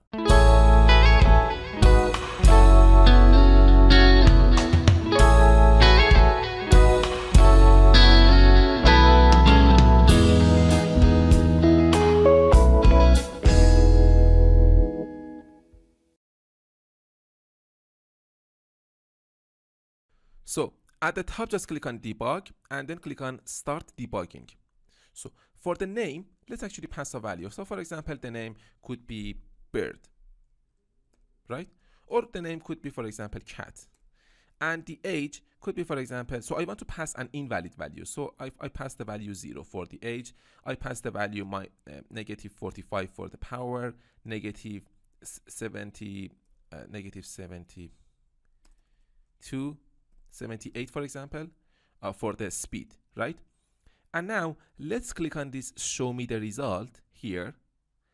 And now it's about to execute this line of code. So let's click on this step into, and it's about to execute this constructor of this animal class for this instance that we created here. Inside the autos area, you can see this value cat, right? And let's click on this step over. So now it's about to execute this line of code here. It's going to assign, for example, the name value that we passed, which is going to be the cat, to this name property. So let's click on this step over to execute this line of code in its entirety. And now in the autos area, we can see that it says cat is the name property, is assigned to this name property. And if I actually open this here, we can see that the name is cat. So let's close this here. Now it's about to execute this age value, which is going to be 0. Here you can see this 0 here, right? It's about to execute 0 to this age property. 0 is actually an invalid value. So if I actually right click on this age here and then just go into step into specific animal.age.set, here you can see that we have this setter, and inside the setter we created this if statement that says if the value is greater than 0, not 0 but greater than 0, then only in that case we are going to assign value to this age instance variable. So let's click on this step over in order to, as you can see, this if statement is not executed. When it actually reached to this line of code, it actually checked this condition and it actually saw that the value of this value is going to be 0. 0 is not greater than 0, so this if statement is not going to be executed. So it skipped this if statement, and this means that the value of the age instance variable is going to be the default value. So the default value is always 0. Now, if I actually click on this step over again, now let's actually again click on this step over. In the autos area, you can see that the age is 0, the default value. So now it's about to execute this line of code, number 22. The power value, which I passed negative 45. So again, this is actually an invalid value. We are not allowed to pass a negative value to this power in property. So let's right click on this power here, this power property, step into specific animal.power.set. So now again, it's going to actually execute this setter. And again, we checked this condition here, if value is greater than 0. So the value is negative 45. So it's not actually a valid value. So if I actually click on this step over, it's going to actually look at the condition here, and it's going to see that the negative 45 is not greater than 0. So this condition here evaluates to false, and then it's not going to actually execute this if statement. It's going to skip this if statement, and it's going to assign the default value to the power instance variable. So let's click on step over. And as you can see, this if statement is not executed. Let's click on it again, step over. And here you can see, let's click on step over again. And the value of the power instance variable is going to be what? 0 here. So this is the same case for this speed property again. So let's click on step over. And now, as you can see in the autos area, you can see that the value of the age, power, and speed is going to be 0, right? The default values. And then it's gonna, let's actually click on this step over again here. And in this line of code, in line number 26, it's gonna actually execute this line of code. So if I actually click on this step into, now it says your step into request resulted in an automatic step over of a property or okay, yes. And now it says, as you can see, LBR result. So the animal age, you can see that the animal name cat, the animal age is 0, animal power is 0, and the animal speed 0. So let's stop the program and let's actually delete this breakpoint here. Right click on it and then just click on delete breakpoint. Let's run this application, and for the name of the animal, let's actually pass, for example, lion again. For the age, let's pass an invalid value 0, power a negative value, and the speed again a negative value. So let's click on this show me the result, and you can see that the animal name is lion, but the animal age is 0, animal power is 0, and the animal speed is 0. Why? Because these values that we passed to these properties are actually invalid values, and we are not allowed to pass these values to these properties. And that's why we get these default values for these properties 0, 0, 0. So that's it, and that's enough for this tutorial. And if you have any questions about these concepts, please post a discussion in the course, and then I'll do my best to answer all of your questions. Thank you very much for watching, and I'll see you in the next tutorial.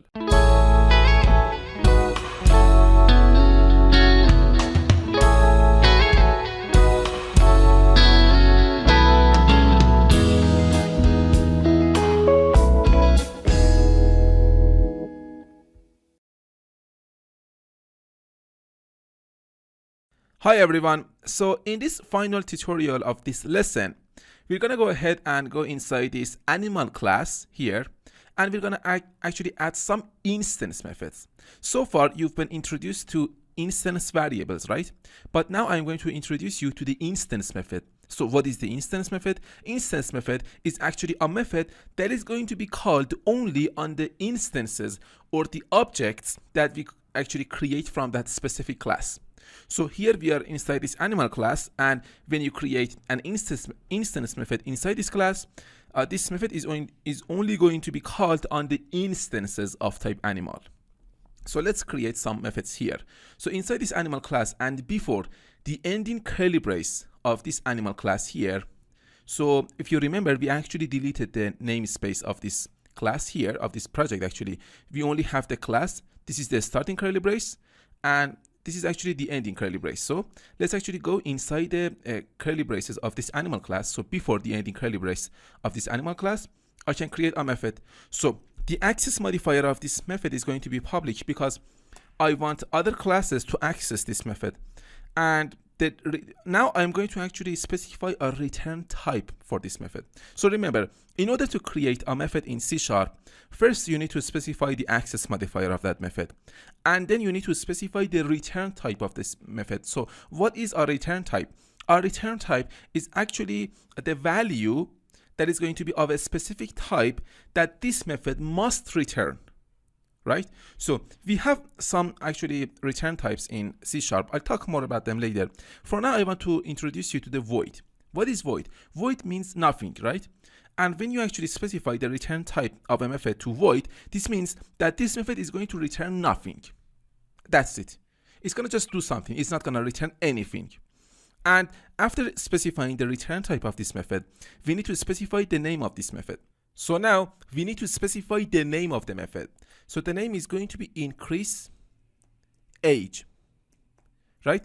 And now I put a pair of parentheses here at the end of the method name. So make sure that you always, when you call the method or when you actually create a method in C#, you must always put a pair of parentheses at the end of the method name so that it indicates that it is actually a method. So inside the parentheses, we can actually specify that this method is going to accept a parameter. So actually the data type of the parameter is going to be integer, and the name is going to be age value, right? And then open and close this method by using these curly braces. An opening curly brace followed by a closing curly brace. This is actually called the body of the method, right? So let's go inside the body of this method, inside the curly braces of this method, and here I can create an if statement. So if, and then I put a pair of parentheses. So here inside the parentheses, I need to specify the condition. So here I want to actually make sure that the argument value. So what is the difference between argument or parameter? So when you create a method and when you specify that this method accepts a parameter, you are going to actually give it the name of parameter. But later, when you call this method and when you actually want to pass a value to this method, actually as the argument. So the difference is that the argument is actually the actual value, right? So arguments are actual values. So here inside the parentheses of this if statement, I can say if age value argument is actually greater than 0. So I want to make sure that whatever class that actually uses this method actually passes a valid value that is greater than 0. And then open and close this if statement by using these curly braces. And here inside the curly braces of this if statement, I can refer to the name of the age property. So age assignment operator. So let me tell you that whenever that you want to actually assign a value to your age property, the setter method, the setter method of this age property is going to be called. So let me actually show you the age property here. So this is the age property, right? And we said that actually the setter is actually private. Private means that only the instance variables or only the constructor or the methods of this animal class can access this setter, not any other classes. So it is actually private, but because we are still inside this class and we are inside the instance method, we can use this setter. So here inside this increase age method and inside this if statement, when I say age assignment operator, and whenever I want to assign a value to this age property, the setter method of this age property is going to be called. So you are already familiar with that, right? So age, and then again I am going to refer to the name of this age property. So now I want to access the value of this age property. So when you want to access the value of this age property, the getter method of this age property is going to be called actually the getter accessor, right? And then I can say plus, so the name is increase age, right? Plus age value. Only if the age is actually greater than 0. If the age is equal to 0 or it is actually less than 0, this if statement is not going to be executed and it is going to be actually skipped, right? And this means that this method is not going to be actually executed. Actually, it is going to be executed, but it's going to do nothing because the condition here evaluates to false if the age value, which is going to be the argument, is less than 0 or equal to 0. So now let's go to the actually phone1.cs file inside this phone1 class, and inside this btn show result underline click method here, I can actually access that method. I can say lion. So this is actually an instance method, right? This means that we must call this method on an instance of type animal. So lion, this is actually an instance of type animal, right? Dot. So here, let me actually show you, let me give you a very important actually description about this line of code here. For example, here, you can see that I specified the data type of this variable actually, and the name is lion. This lion is the name of the variable that is of type animal, but the actual object is going to be created here when you say new animal. Here, the actual object of type animal is going to be created with these values that you pass here, for example, the name, the power, speed here, right, the age. And this object, when it is created, it is going to be assigned to this lion variable of type animal, right? This lion holds an object of type animal. So when I say lion object, I am referring to this object that is assigned to this lion variable. So now I can say lion or lion instance or lion variable or lion object dot, and I can call that method increase age, and then I can put a pair of parentheses because this method accepts an argument, right, an actual value. So you can see here this description, it says this method accepts an argument of type integer and its name is age value. So the value could be, for example, 4 semicolon. 4 is an integer value, semicolon. And now we are going to add 4 values to the age value of the lion. So now here there is actually an inconsistency. I wanted to let you know about that here, that you can see that our method name starts with a lowercase letter. In C#, we do not actually start our method names with a lowercase letter. Look at these methods here, for example, look at this parse method. It starts with a capital letter, right? So we should actually solve these inconsistencies. Let's go to the animal class and let's change this lowercase letter to an uppercase letter. Let's replace this lowercase I to an uppercase I. Increase age. This is very important. And let's go to the phone1 class and let's also replace this lowercase I with an uppercase I. So now it is good. Now I want to actually go to the phone1.cs design here. Now I want to add another label here. So let's open the toolbox. At the top menu, just click on view and then click on toolbox here. So now we have the toolbox. Now let's actually find a label here. Just search for a label and drag this label and just release it here inside this form. So this is our label, right? And let's actually open the properties. I can just right click in an empty area here, just click on properties, or you can actually find it here inside this view. And now you can see here, the F4 is the shortcut key for in order to access the properties window. And here, just select this label. So for the name attribute of this label, let's actually just type in here LBL, for example, increased age, right? And then press an enter key on your keyboard. So let's go to the phone1.cs file. Let's go to the phone1 class. Let's close this properties window and this toolbox window here. Now, after this line of code that actually calls this increased age on this line instance, I can say lbl increased age dot text. So I'm going to call the text property of the lbl increased age assignment operator. Now I can assign the value of the age property of this line instance to the text property of this lbl increased age. So I just need to refer to the name of this line instance dot, and then I can actually refer to this age property. So just type in here age. And then, because this is, as you can see, it's showing us an error, right? Just put a semicolon at the end of your statement. It's going to show us an error, and it says that cannot implicitly convert type int to string. So when you access the age property, you're going to call the getter of this age property, the getter accessor actually. So the age property is going to be of type integer, and we must assign a value of type string to this text property of this lbl increased age.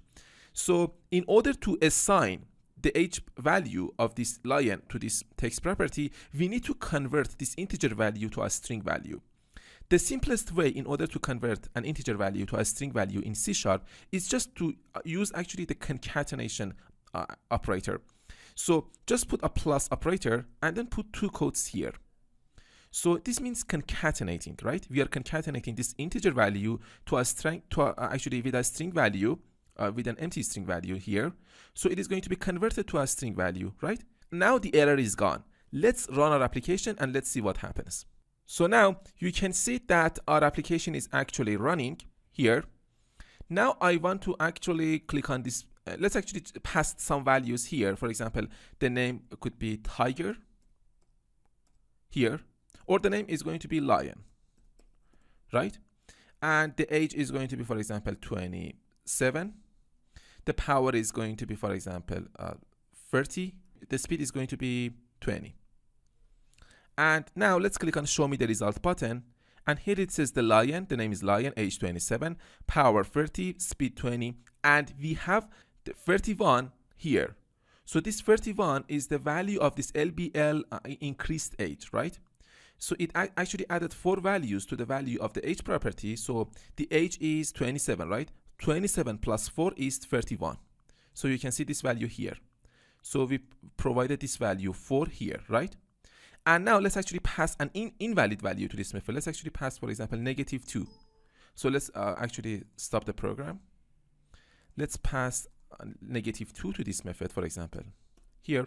Now if I run the application, and now, for example, again, let's pass some values here. Lion, age, for example, 1, power, for example, 35, speed 20. Let's click on this button, show me the result.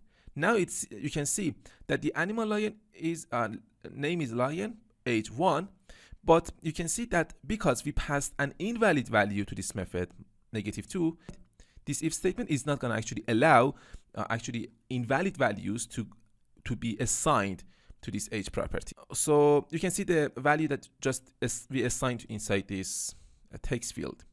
So that's it. In the next tutorial, we're going to actually add two more methods to this class. Thank you very much for watching. If you have any questions, please post the discussion in the course, and then I do my best to answer all of your questions.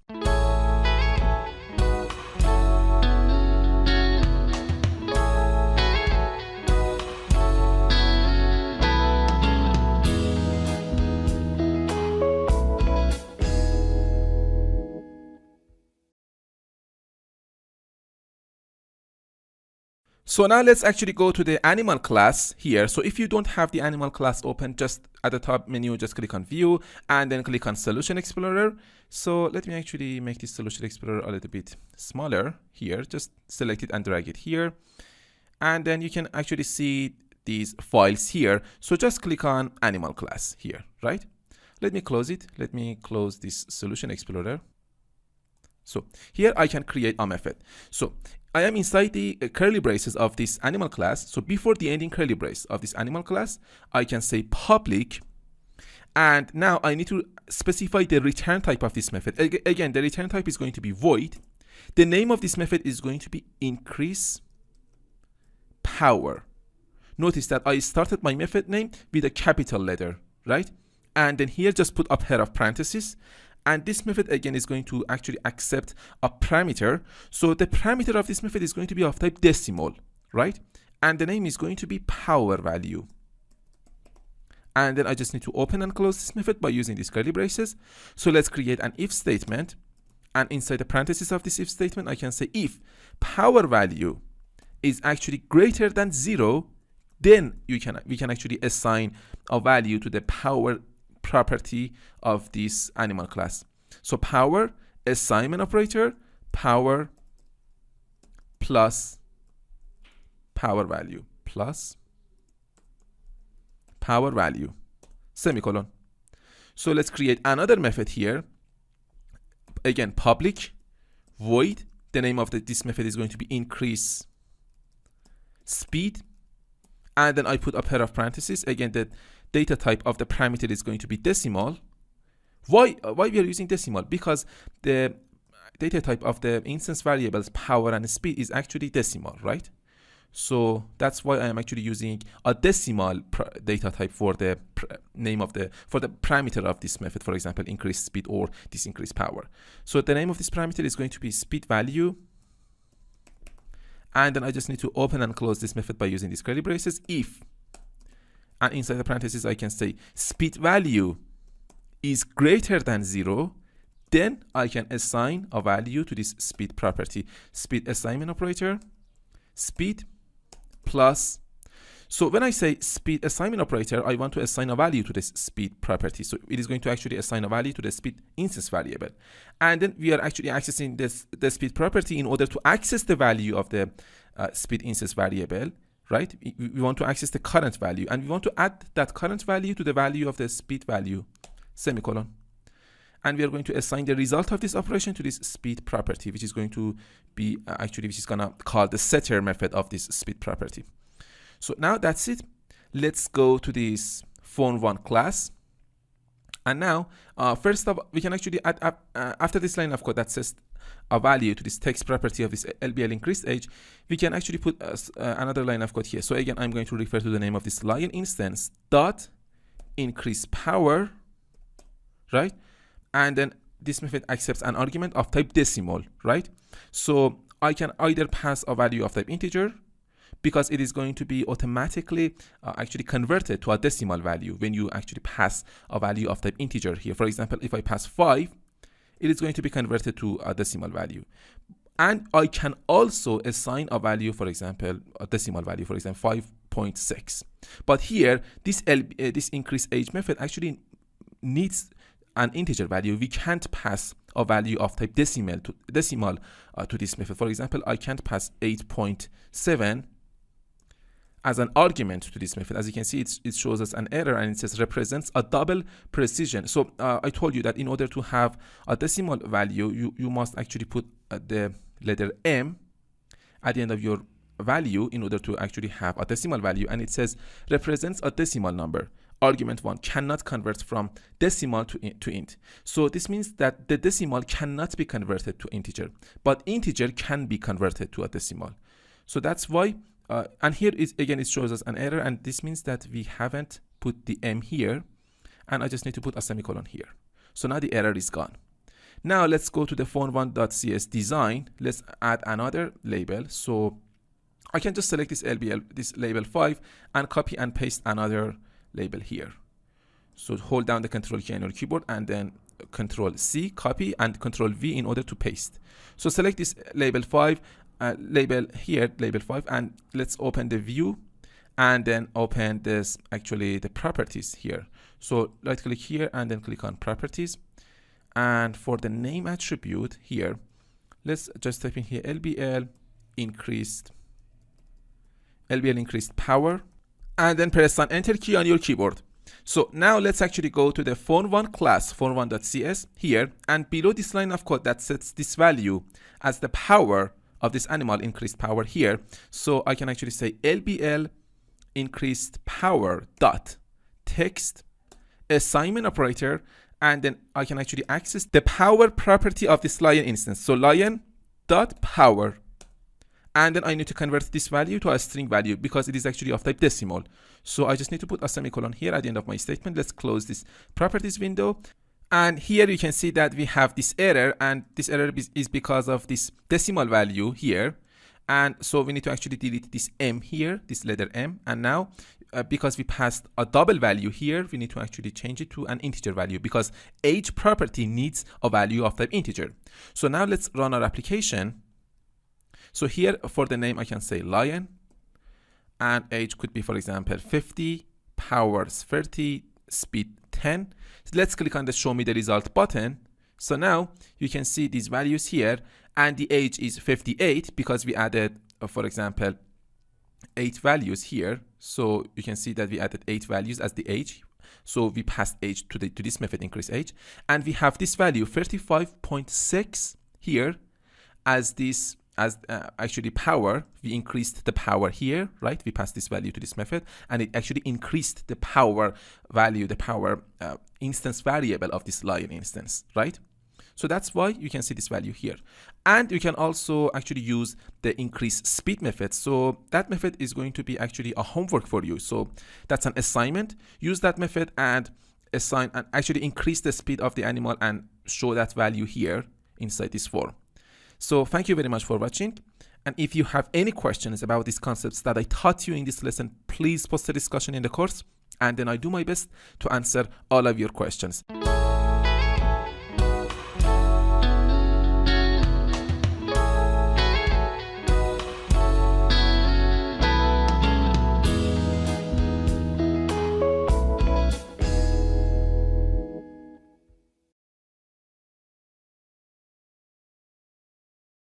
Hi everyone, now it's your turn. Create a Windows Form application and then create a class named Boxer inside your project.